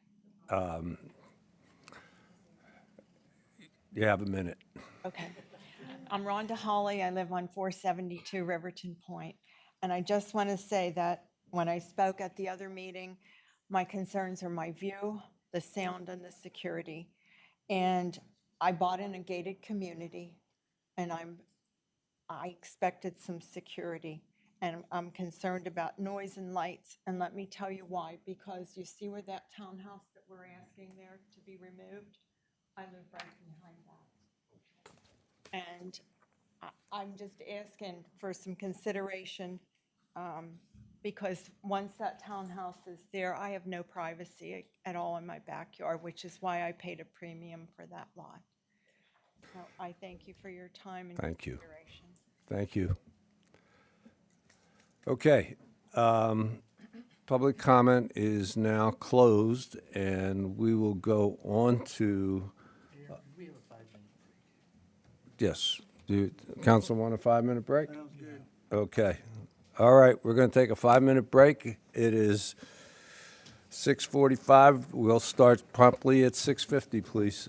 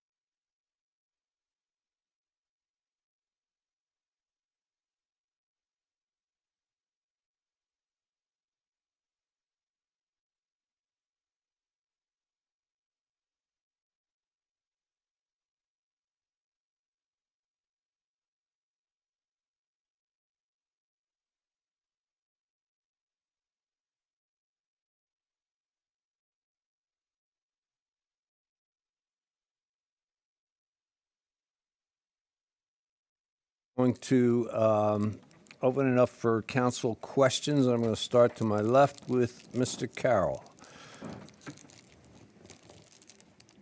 Mr. Mayor, I've, like I said, I've listened to, last time I had some questions, and the questions and concerns that I had were addressed tonight. I think they have improved. My main concern was the buffers, and I think they have, improved on some of the buffers. You had a comment that you said every now and then you come up with something that's phenomenal. And, anyway, something about, neither side's gonna ever be 100% satisfied, and both sides have to give. And I think, tonight that, I understand the concerns of the Riverton Point, but I also understand, the other side, and I think they have made some concessions. Mr. White.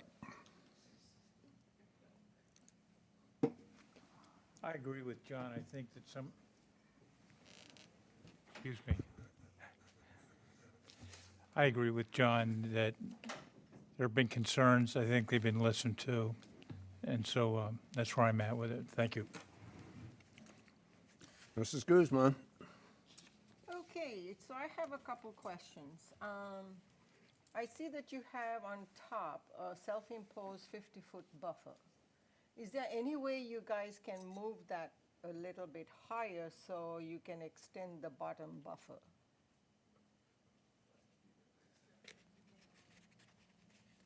I mean, I know you were concerned about the opacity of the homes that are on East Argent Boulevard.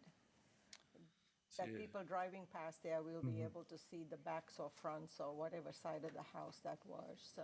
You're saying, can we reduce this, Yes, move it up.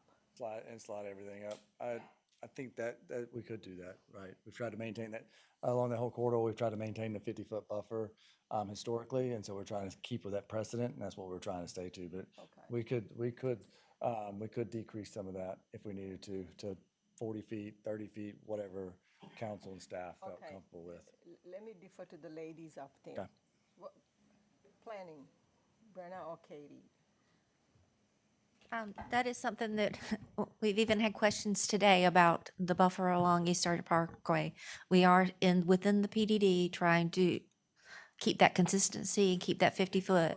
That's why the concern was, can the pathway be included in that buffer? And that's why we showed you those photos that, yes, it can, to maintain that integrity of the buffer. So I just want to, once again, you're got future projects coming in. You've got other projects that already have that 50-foot. So we maintain the 50-foot buffer. that's what we recommend from our review. The other question I had was in the Plan A, the stormwater pond, that's at the very bottom to your right. The one down at the bottom right? That one there? Yeah. Okay.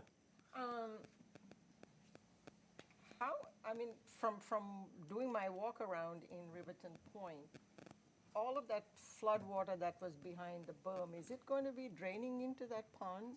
Yes, but we would also, this pond will have, basically it'll go from existing grade up and berm up so that water stages up and everything. It will stay inside of that pond. And it's not going to overflow? No, ma'am. Okay. And the other concern that I had was, I know we have crocodiles in this area. We I do? mean, yeah, we do. You didn't know mean that. alligators? Sorry. That's a new one. We're in Sydney, Australia. It's Thing, okay. It's just the It kind of scout is scared me. different. Both have big teeth. Yeah, and they both kill. And so. big tail. I mean, and I was on the SCDNR website reading about how to protect people, and because this is going to be a mixed development, there's going to be kids, and kids are naturally curious.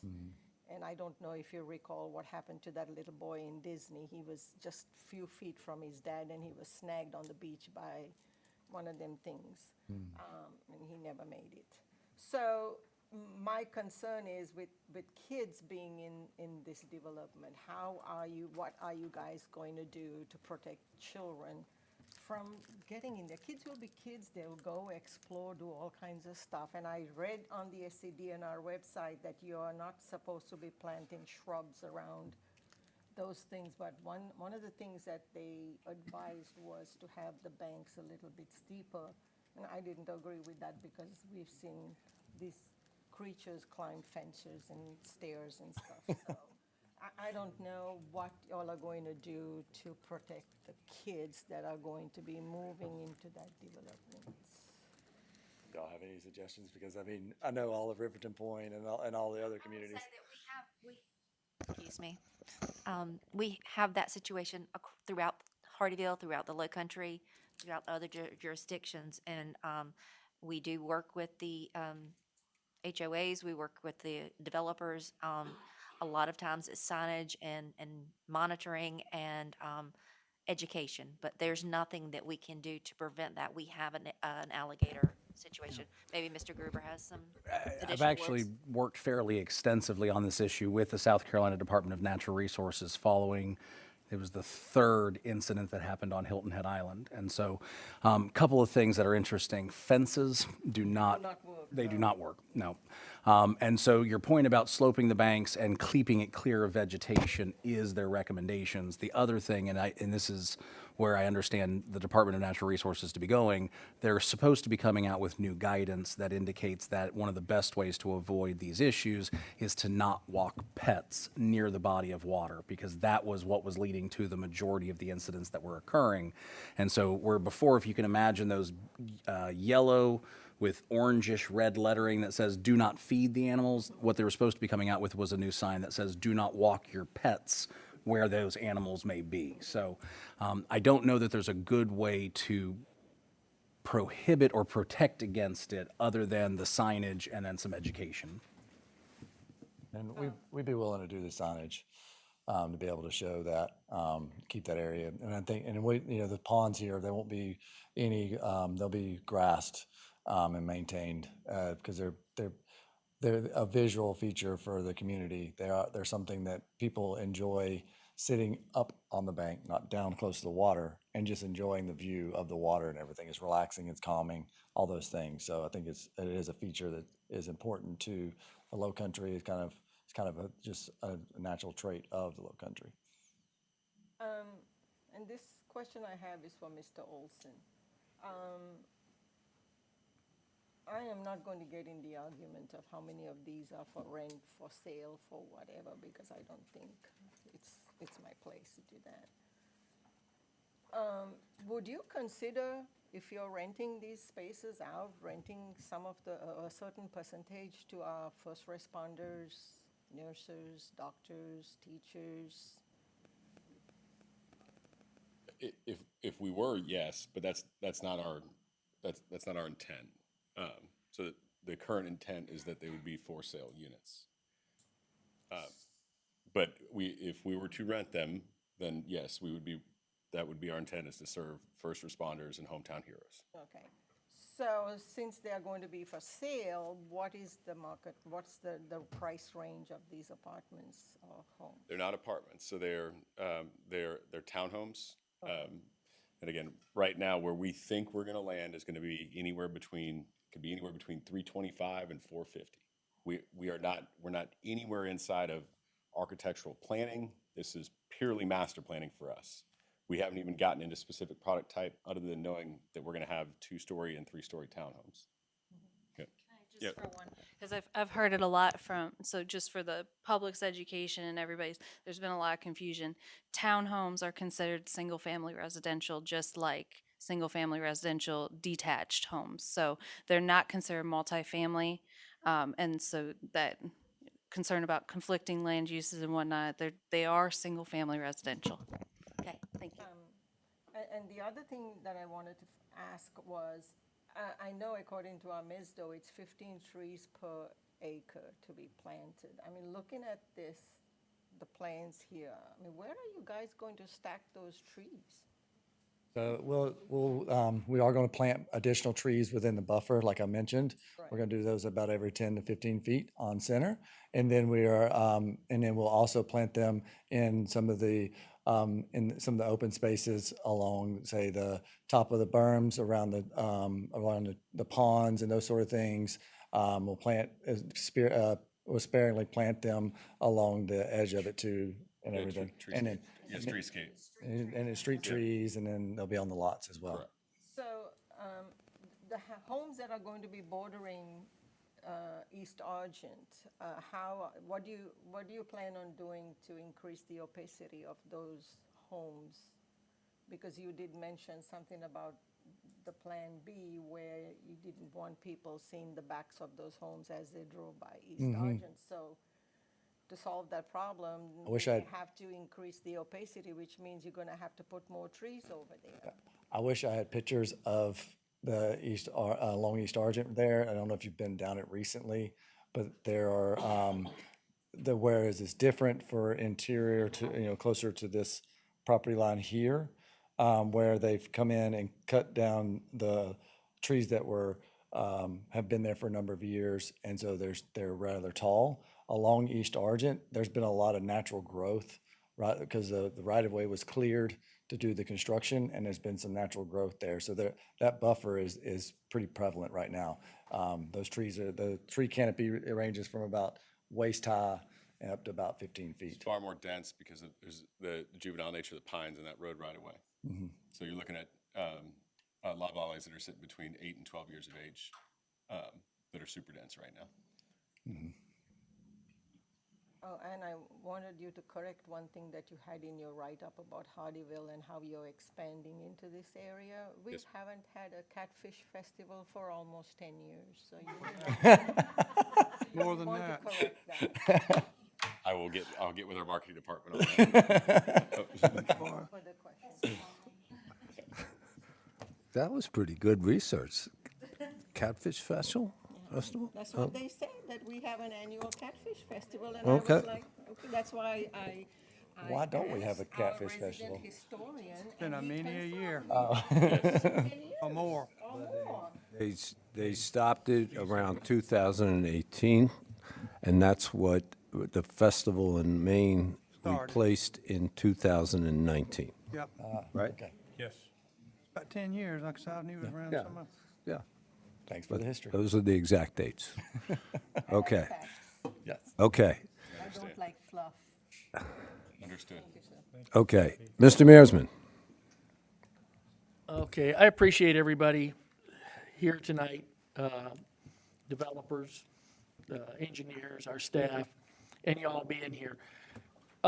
First thing I'd like to say is residential is residential. Any of you all could rent your home. We cannot regulate that unless it's a business, just like they can. The owners of these have every right to rent their homes. That's the law. We can't change that. It was brought to our attention of other developments and the setbacks and all of those.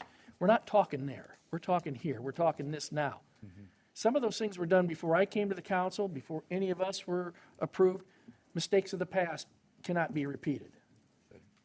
So please let's not talk about what's happened. Let's talk about what's now. Farmhouse project.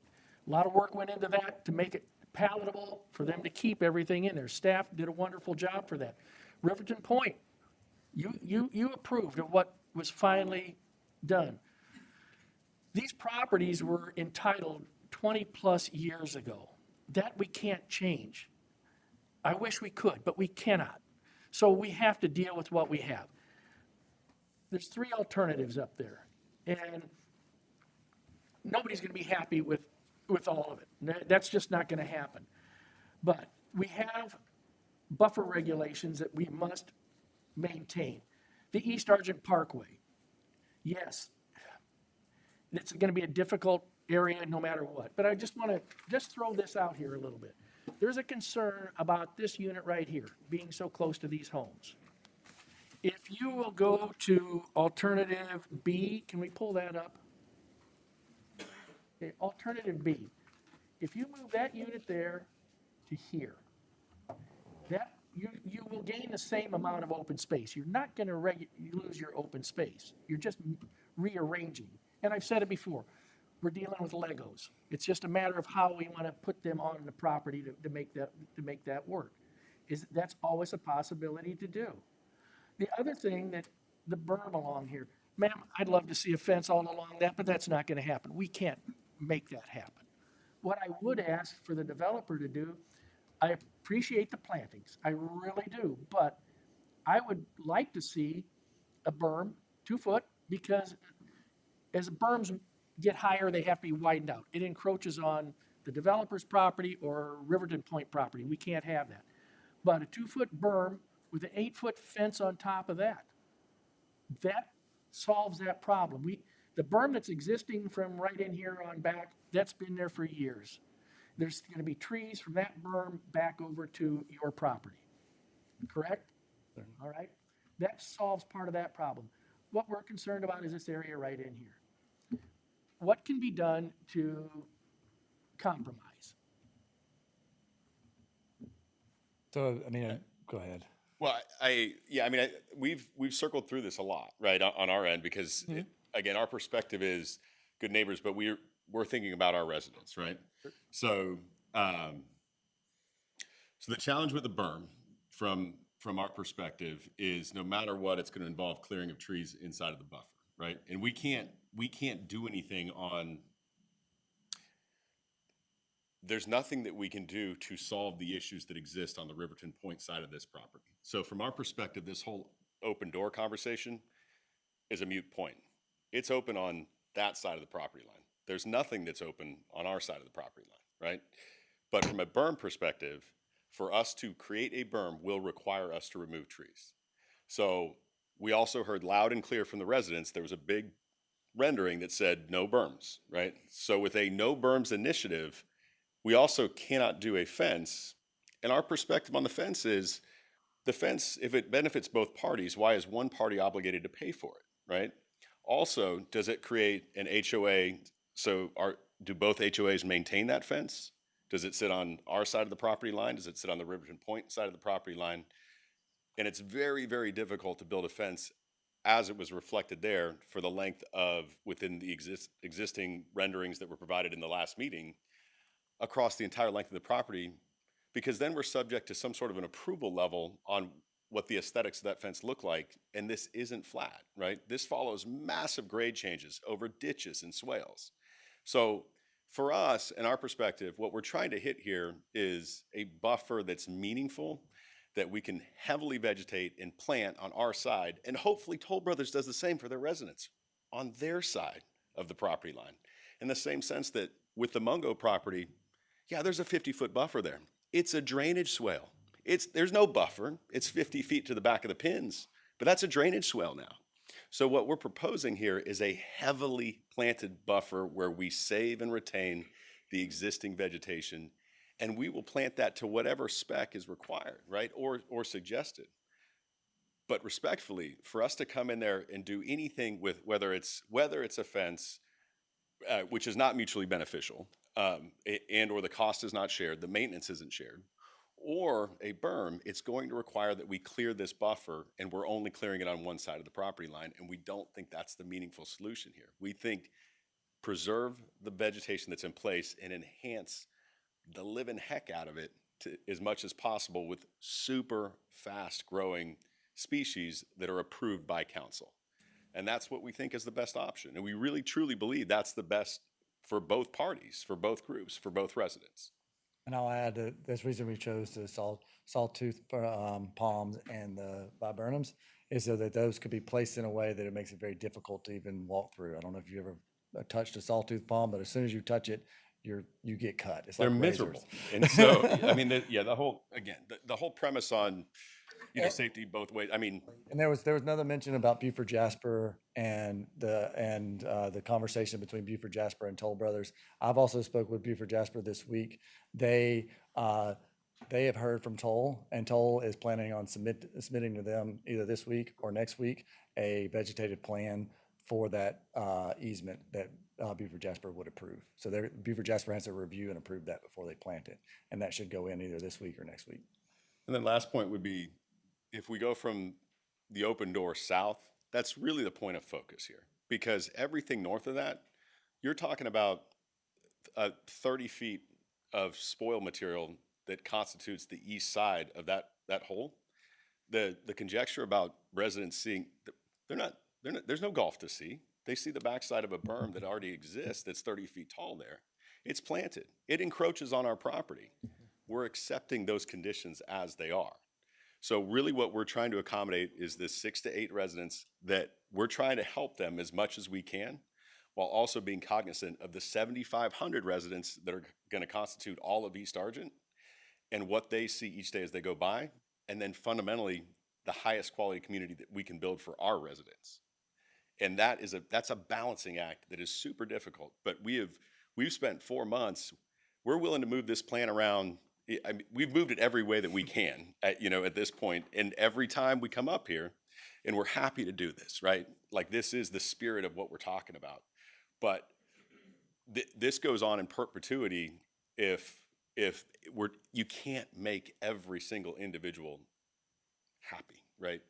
And we respect that. And so what we with alternative B or alternative A, right? With alternative A, which what we've done is simply cleared the entire area behind the residents that would be impacted, and then went beyond that and converted it to retention in the interest that it's not even utilized. It's not space that can even be utilized by our residents.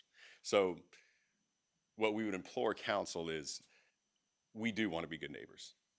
We're also trying to do everything we can here to accommodate the requests that we're getting. There's just so many that it's hard for us to filter, and we're just trying to pare it down to what's in the best interest of all parties. Okay. I still like alternative B. Your vegetation that you plan through there, maintenance, 100% on your end, correct? If it's on our side of the property. Okay. Yes. The plantings that you put in the anticipated growth, I'd like to see taller planted. That would speed up the process. You mentioned, I'm not asking you to fence the whole property along between you and Riverton Point. I was only speaking of that probably 150, maybe feet through there. A 2-foot berm, yes, it probably would requiring moving of some trees, but that 2-foot berm tall would give you a base of what, 6 feet, 7, 8 feet maybe? 8 feet, probably. About 8 feet. Yeah. That's not a huge area. I mean, that's less than between you and I right here. So that's a consideration to have, and possibly of moving this one property here away. Move it, if it can be relocated. That could solve a lot of the problem. You are entitled to build. There's no doubt about that. But we have to make it palatable for everybody involved. These people they've lived there.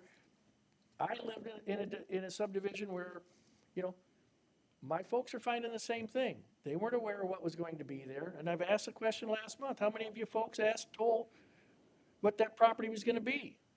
Raise your hand if you did. And what did they tell you?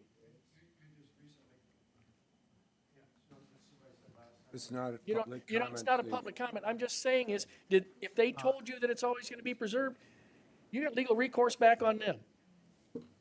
But that property has been entitled for over 20 years. And so we have to move with what the law says. Let's just try to make it as palatable as possible.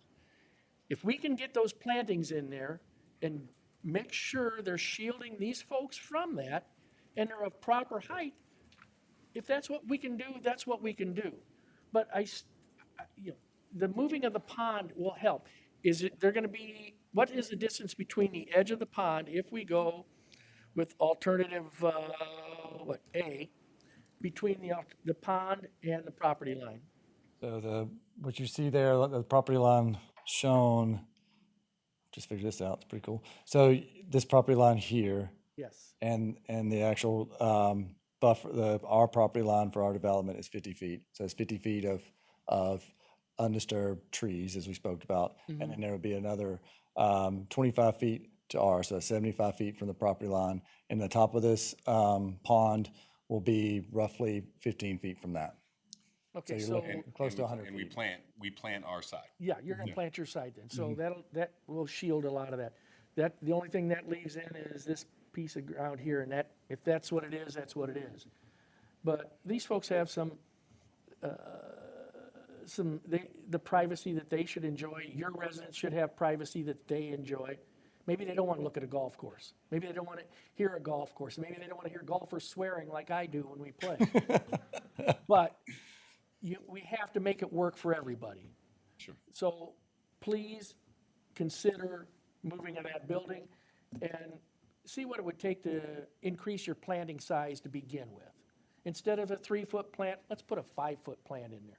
Yes, it's going to cost a little bit more, but it's going to be 7 or 8 foot tall by the time those homes go up instead of 5 foot tall. All right? That's it. Thank you. Okay, couple of quick questions. On that last 3 rows of buildings, they're all 2-story townhomes, correct? Yes, it will be all 2-story. Now, I think you started to answer it, but I want to just make sure.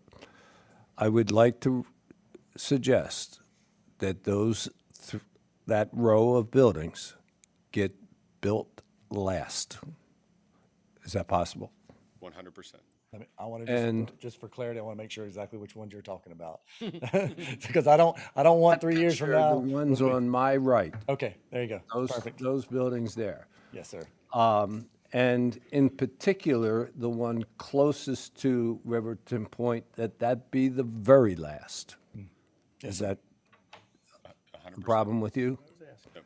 The other thing that I would like to see is that as soon as possible, tomorrow or the day after, whatever, when we Saturday. approve this, that those plantings start immediately, that you can get there to start buffering that.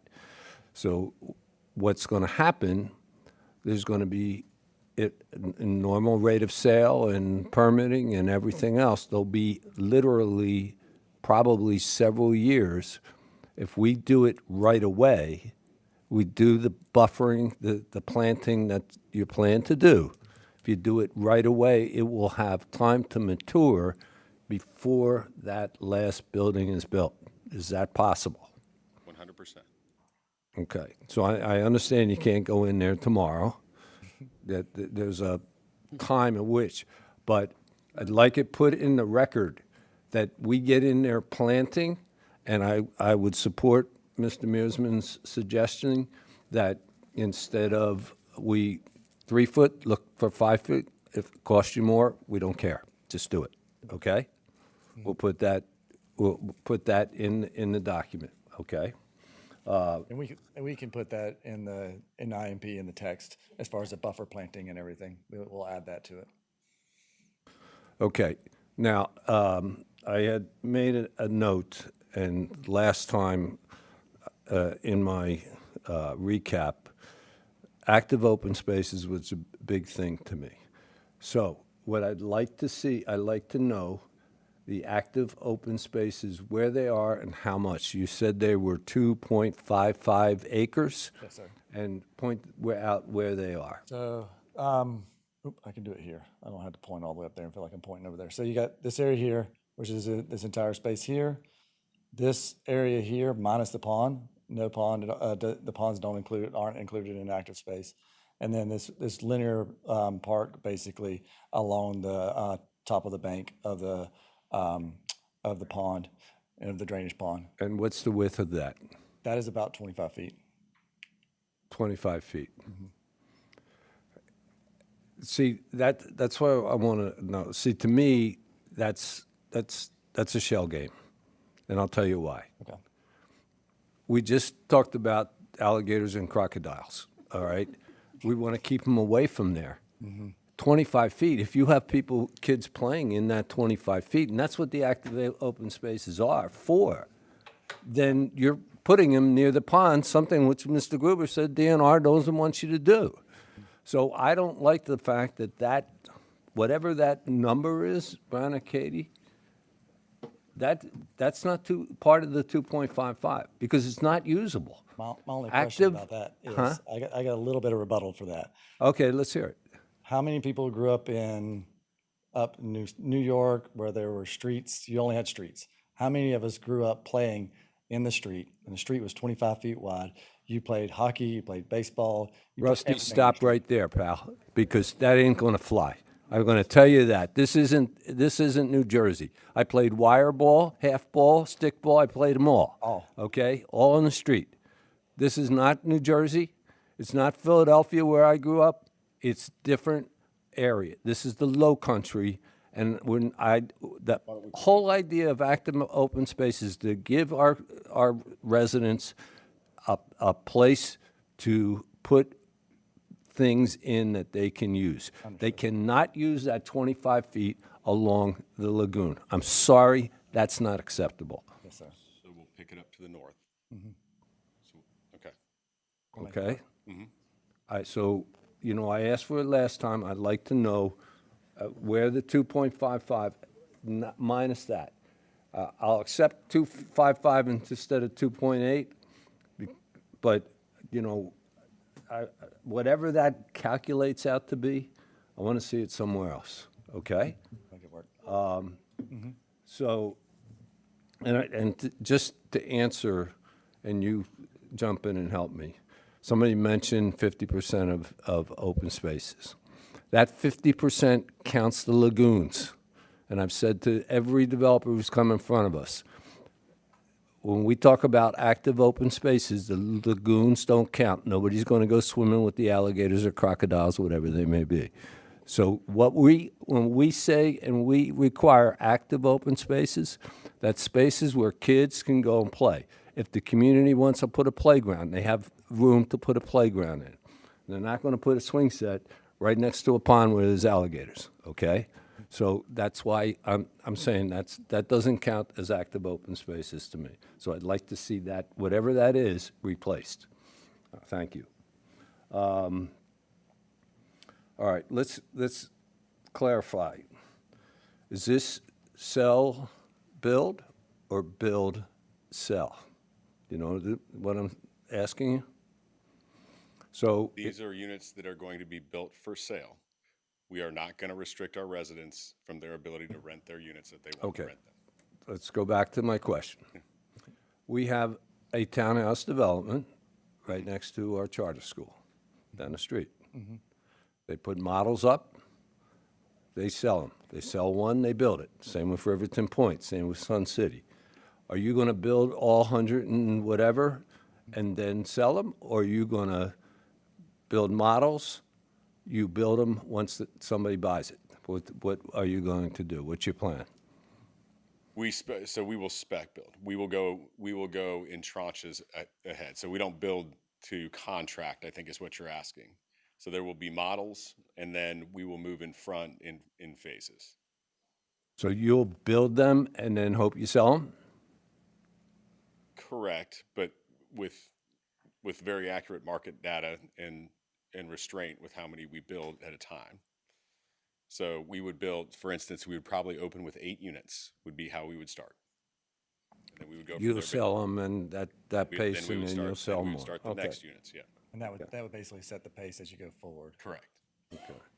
And while we're talking about that, I've heard a bunch of different numbers. How many in the summary? I thought it was 151. How many units are we planned here? How many units is this? I'm not sure where we got confused on that. It's always been 156. Has it always been 156? Since last August. 156. No, in the document, it's been 156. It may have just been in that memo. I don't know. I don't have that in front of me. We will check on that. But in the IMP document, it has remained consistent. So we'll check. We wrote that memo months ago, so I don't know off the top of my head. Did we give proper notice? Somebody made the assertion that we did not give proper notice. Did we send letters? Did we put in the newspapers? And we certainly said, I got people in there saying 0, no, shaking their heads, no. Do we send letters to the people? Certainly, it was well publicized. It was told on February 19th that this would be tabled to tonight. And for the workshop, we sent out 49 letters. No, I'm talking about people said they didn't know about tonight. That one. Was public notice tonight properly done? Mayor, there is no requirement in our code to send out notice prior to the council meeting. The code says they're required to send notice prior to the planning commission meeting. So we sent no notice about tonight.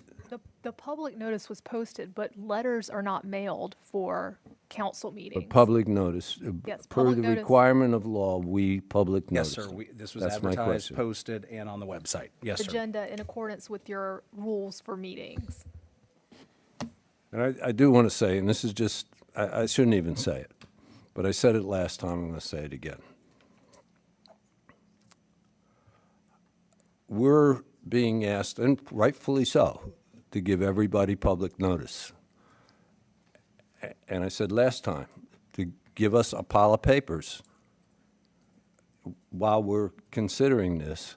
We're not getting, this council is not getting a notice you're asking us to give you.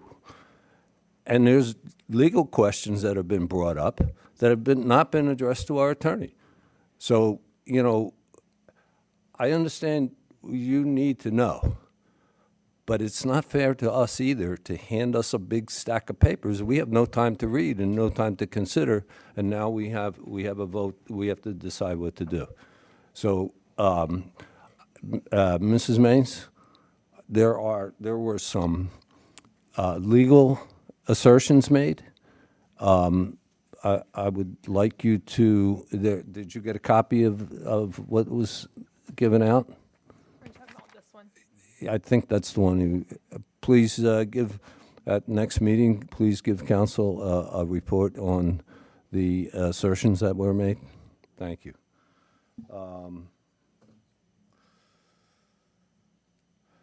So if these are all townhouses, are they all two-story or some three stories?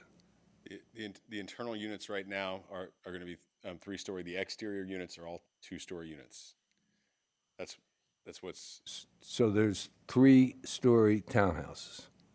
With the internal units, yes. Okay, no, I just want to clarify that they're 3 stories. I'm not accustomed to seeing 3-story townhouses. That, in conjunction with having them be rear-loaded, it's sort of an architectural feature. So with this plan specifically, it becomes somewhat of a requirement. 3 stories becomes a requirement? For us to be able to get a rear-facing garage. Oh, okay, so the 3 stories because the garage is on the bottom. Okay, got it. Okay, understand. The 15 trees per acre, I had asked about that, and they're going to, that's inventory, that's required, it'll be done. But somebody mentioned doing arborarium, like an earlier comment to I don't know anything about trees. I don't know one tree from another. But they're border trees. You line them up. What's the word for that? Do you know? No, I'm not going to try to. But Living fence. well, I'm glad you said, because living fence is where I'm headed with this. We've always been concerned about those last couple of homes. What we've done recently with recent developments is create that living fence, including Margaritaville. When the Carolina Landings came in, we put in these living fences. Josh, can we make sure that there is the same kind of living fence, particularly along that right side, to block off? Because I'm still concerned about making sure that the people who are facing that last building, that they have is, they are blocked from view. Their view needs to be protected, okay? We will make sure it's written in the text of the IMP, and that way when it gets to staff review committee, they will require it for any of plans that are submitted, and we will inspect it to make sure it's built appropriately. Okay, so if we do what I asked, and we make that the last row of buildings, that be the last building, and we get in there and start putting whatever arbor thing is, you put it along there, and so that by the time that building goes in, I don't want the folks that are along there to be able to see that. I personally, well, I'm not going to say what I personally like or I don't like, but I think that, you know, when we have, you want one thing and they want another thing, typically what we are as a council, we have to rely on our staff. And our staff has unequivocally said this option A is the one that's best overall. Okay, now I know some of you are going to shake your heads. No, they already started. But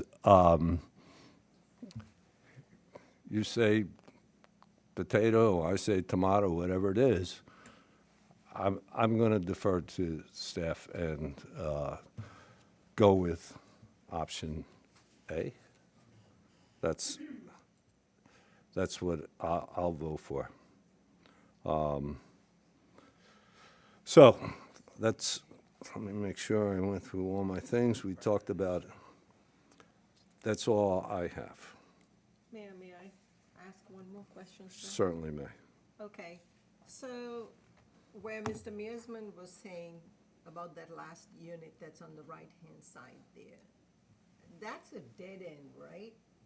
Cul-de-sac, yes. That's a dead end? Mhm. Okay, our fire marshal is not here to talk about the safety aspect of that, and I'm just worried about, since these are 2-story and 3-story homes, and we are going to be pulling a ladder truck in there possibly, how will those things be able to turn there? He has preliminarily reviewed this, and in the conceptual phase, he is comfortable with it. And we get into the details with the truck movement exhibits at staff review committee.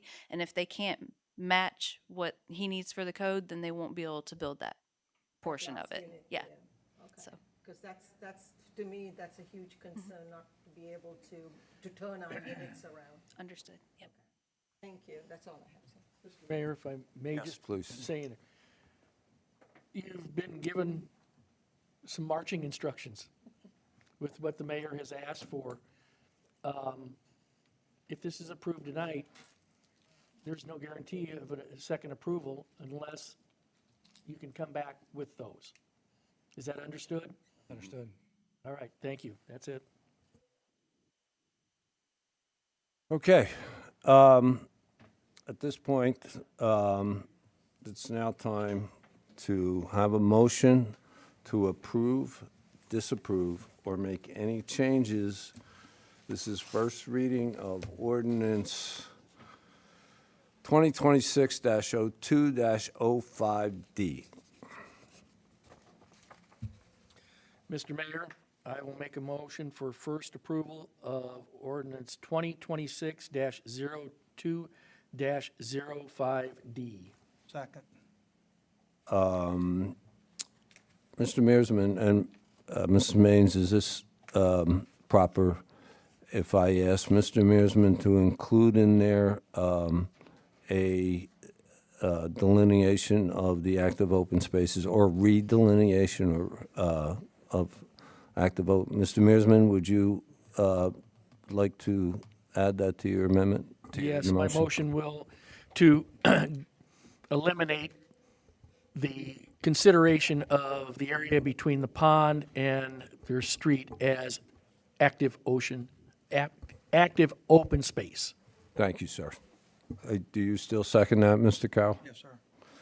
Okay, we have a motion, we have a second. Any further comments by council?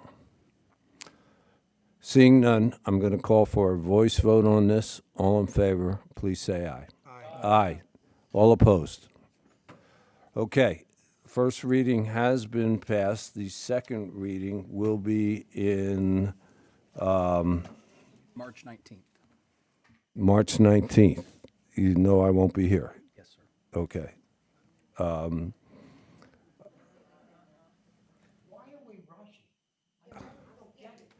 The public comment is closed. Okay, so the second reading will be on March 19th.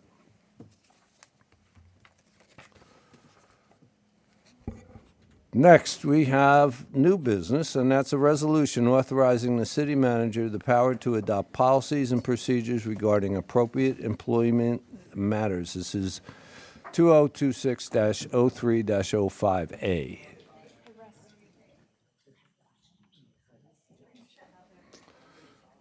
Mr. Gruber, well, let everybody. Wait.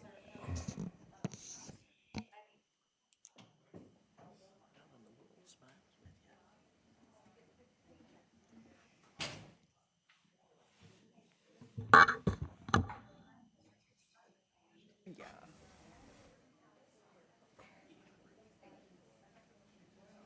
Good evening, Mayor and Council. The item before you this evening, we recently talked about at our last workshop.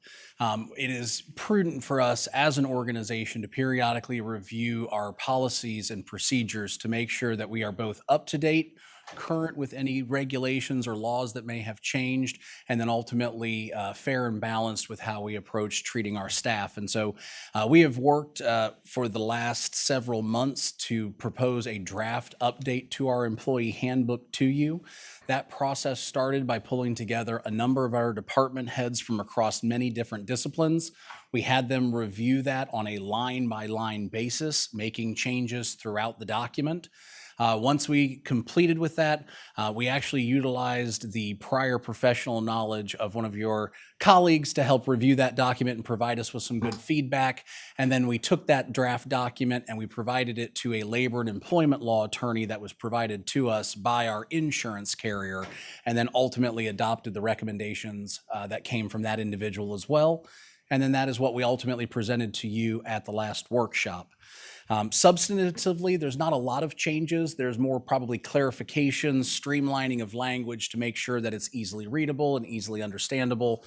One of the biggest changes, though, is how we are proposing to calculate our paid time off, particularly in our public safety divisions. And the reason for that is our current structure bases the amount of hours that are earned on an 8-hour work schedule.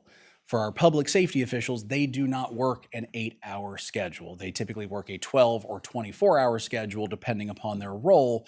And because of that, the rate at which they were accruing leave was not proportional to the rate that other employees were accruing based upon that 8-hour schedule. And so what has been provided to you rebalances that and makes it proportional for all of our staff members. As we discussed at the workshop, that change does have a monetary impact, but not necessarily a budgetary impact. It has a value to it, but we don't know and necessarily can't plan on how that leave will be used, with the exception of planning for some regular recurrences such as staff members retiring and being cashed out and other things like that. So we know that it has an impact, but it's not that we are going to need to budget for it specifically in our upcoming budget. Beyond that, again, a lot of our policies and practices are remaining the same. We are proposing to have and establish what we are calling an open door policy. It is not a formal grievance process, but it does outline how staff members can bring their concerns and raise them up in a formal way, ultimately culminating in that matter coming before me as the city manager who's responsible for overseeing all staff matters. So with that information, I'll be happy to answer any questions that you may have. Okay, it's your turn, Steve. Any comments or questions? I have no questions. We've had the best looking at it, and I have no problems with the way this is set up. I think it's a correct way to do our employees. That's it. Mr. Guzman.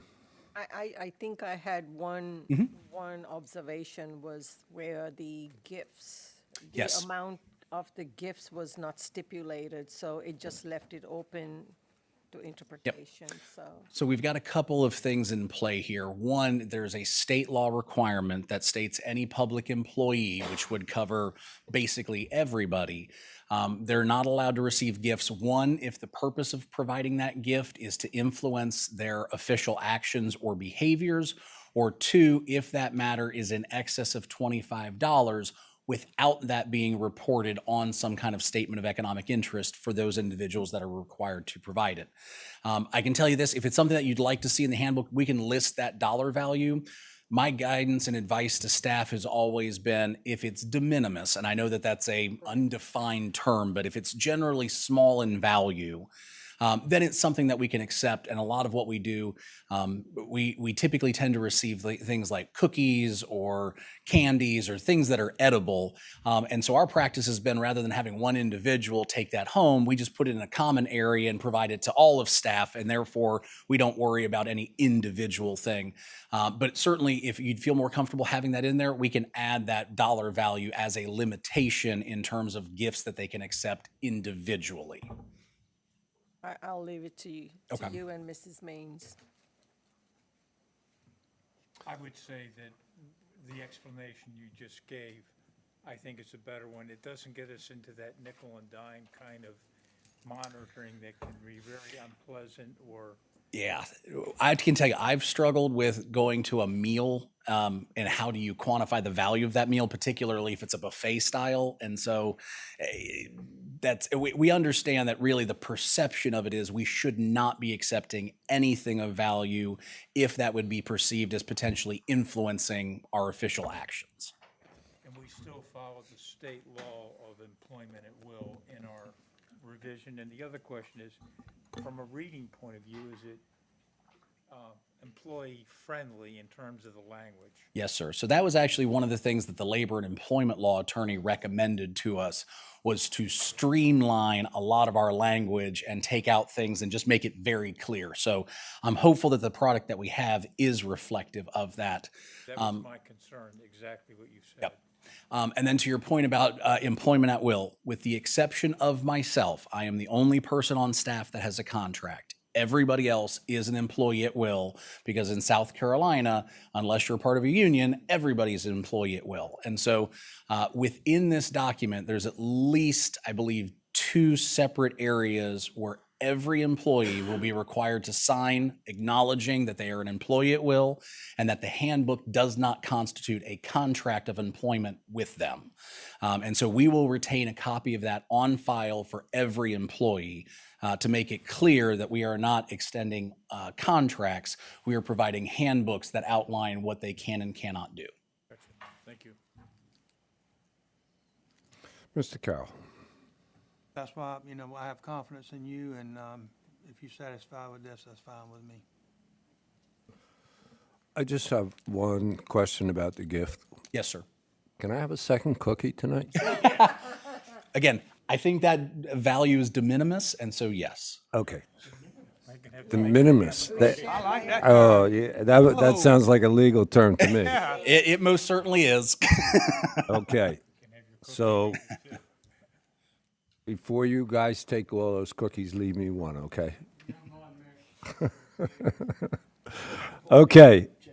At this time, would anyone from the public like to ask a question or make a comment? Seeing none, I'd like a motion to approve, disapprove, or make any changes. This is Resolution 2026-0305A. Mr. Mayor, I make a motion that we approve Resolution 2026-03-05A. We have a motion. Do we have a second? Second. We have a motion. We have a second. Any further comments or questions by council? Seeing none, all in favor, please say aye. Aye. Thank you all. Appreciate your support. Next, we have receipt of the A-Tax Committee recommendations to appropriate state accommodations tax receipts pursuant to Section 6-4-10 of the South Carolina Code of Laws. This is for the Sun City Pickleball Tournament, $13,725. Mr. Boyle. I'm so happy to bookend your meeting tonight. everybody's familiar with, I mean, I'll go into as much detail as you would like. Everybody's familiar with the Pickleball Classic. It continues to grow. They're asking for, I think it's $500 more than ATAX provided last year. Huge event, growing and growing. Of their net proceeds, they turned right around and donated $20,000 to 10 different charities throughout our thing. I'm not a pickleball person, but everybody I know who's played and been there says it's just a bang-up event. It just keeps growing and growing. They bring people in from a couple dozen states. I'm not trying to be their marketing person, but this was real easy for the ATAX committee, and this is a very easy one to bring to y'all, and I'll be happy to answer any questions. Great. Thank you, Mr. Boyle. Whose turn is it? Mr. Mearsman. I know there's no way to check. I just love to know in a ballpark figure of the number of hotel night stays that something like this generates. It's got to be a large number. Sure, somebody tracks that. If you'd like for us to see what we can do to find that, I'd be happy It might to just do be that. an interesting thing to know as we grow with this. That's all. Before I go further, I'm sorry. The folks back there have been waiting all night long, and would you like to come up and address the council? I just had a couple questions for Mr. Mearsman. Okay. All right. Okay. All right. All right. So, Mrs. Guzma. No questions, sir. Mr. White. I'd just like to comment on something I saw. Yes, from sir. the survey. There were 2 areas that got 62% rating from people that were going to play, and everything else was in the 80s, and it had some things I think we ought to pay attention to. I just passed that on as an observation when I read the document, filled out by all the people that played, and I just pass it on as maybe something to pay attention to because it could affect people coming or not coming. Yes, sir. But it was an impressive document. Mr. Carroll. Any questions? I just got to say it's been a great tournament. For those of you, I live a mile from where it's held, and Hardeeville's name is all over the place, on the banners, on the fences, and it's really a terrific event. Like you said, a couple dozen states attend this tournament, so this is ATAX money well spent. Okay. At this point, I would like a motion to approve, disapprove, or make any changes to, you took my paper. I'm sorry. This is to approve the ATAX amount of $13,725. Mr. Mayor, I'd like to make the motion that we approve the amount of $13,725 for the Sun City Pickleball Tournament. We have a motion. Do we have a second? Second. We have a motion. We have a second. All in favor, please say aye. Aye. Aye. Okay, we have done the other items on the agenda, thankfully, and I will just point out to the public that next Wednesday is the State of the County breakfast at Margaritaville, and you can obtain tickets through the Jasper County Chamber of Commerce. And that is it. Do I have a motion to adjourn? Motion to adjourn. Motion to adjourn. We have a motion. We have a second. Second. We have a motion and a second. All in favor, please say aye. Aye. Aye. Good night, everyone. Thank you for joining us. They're confusing.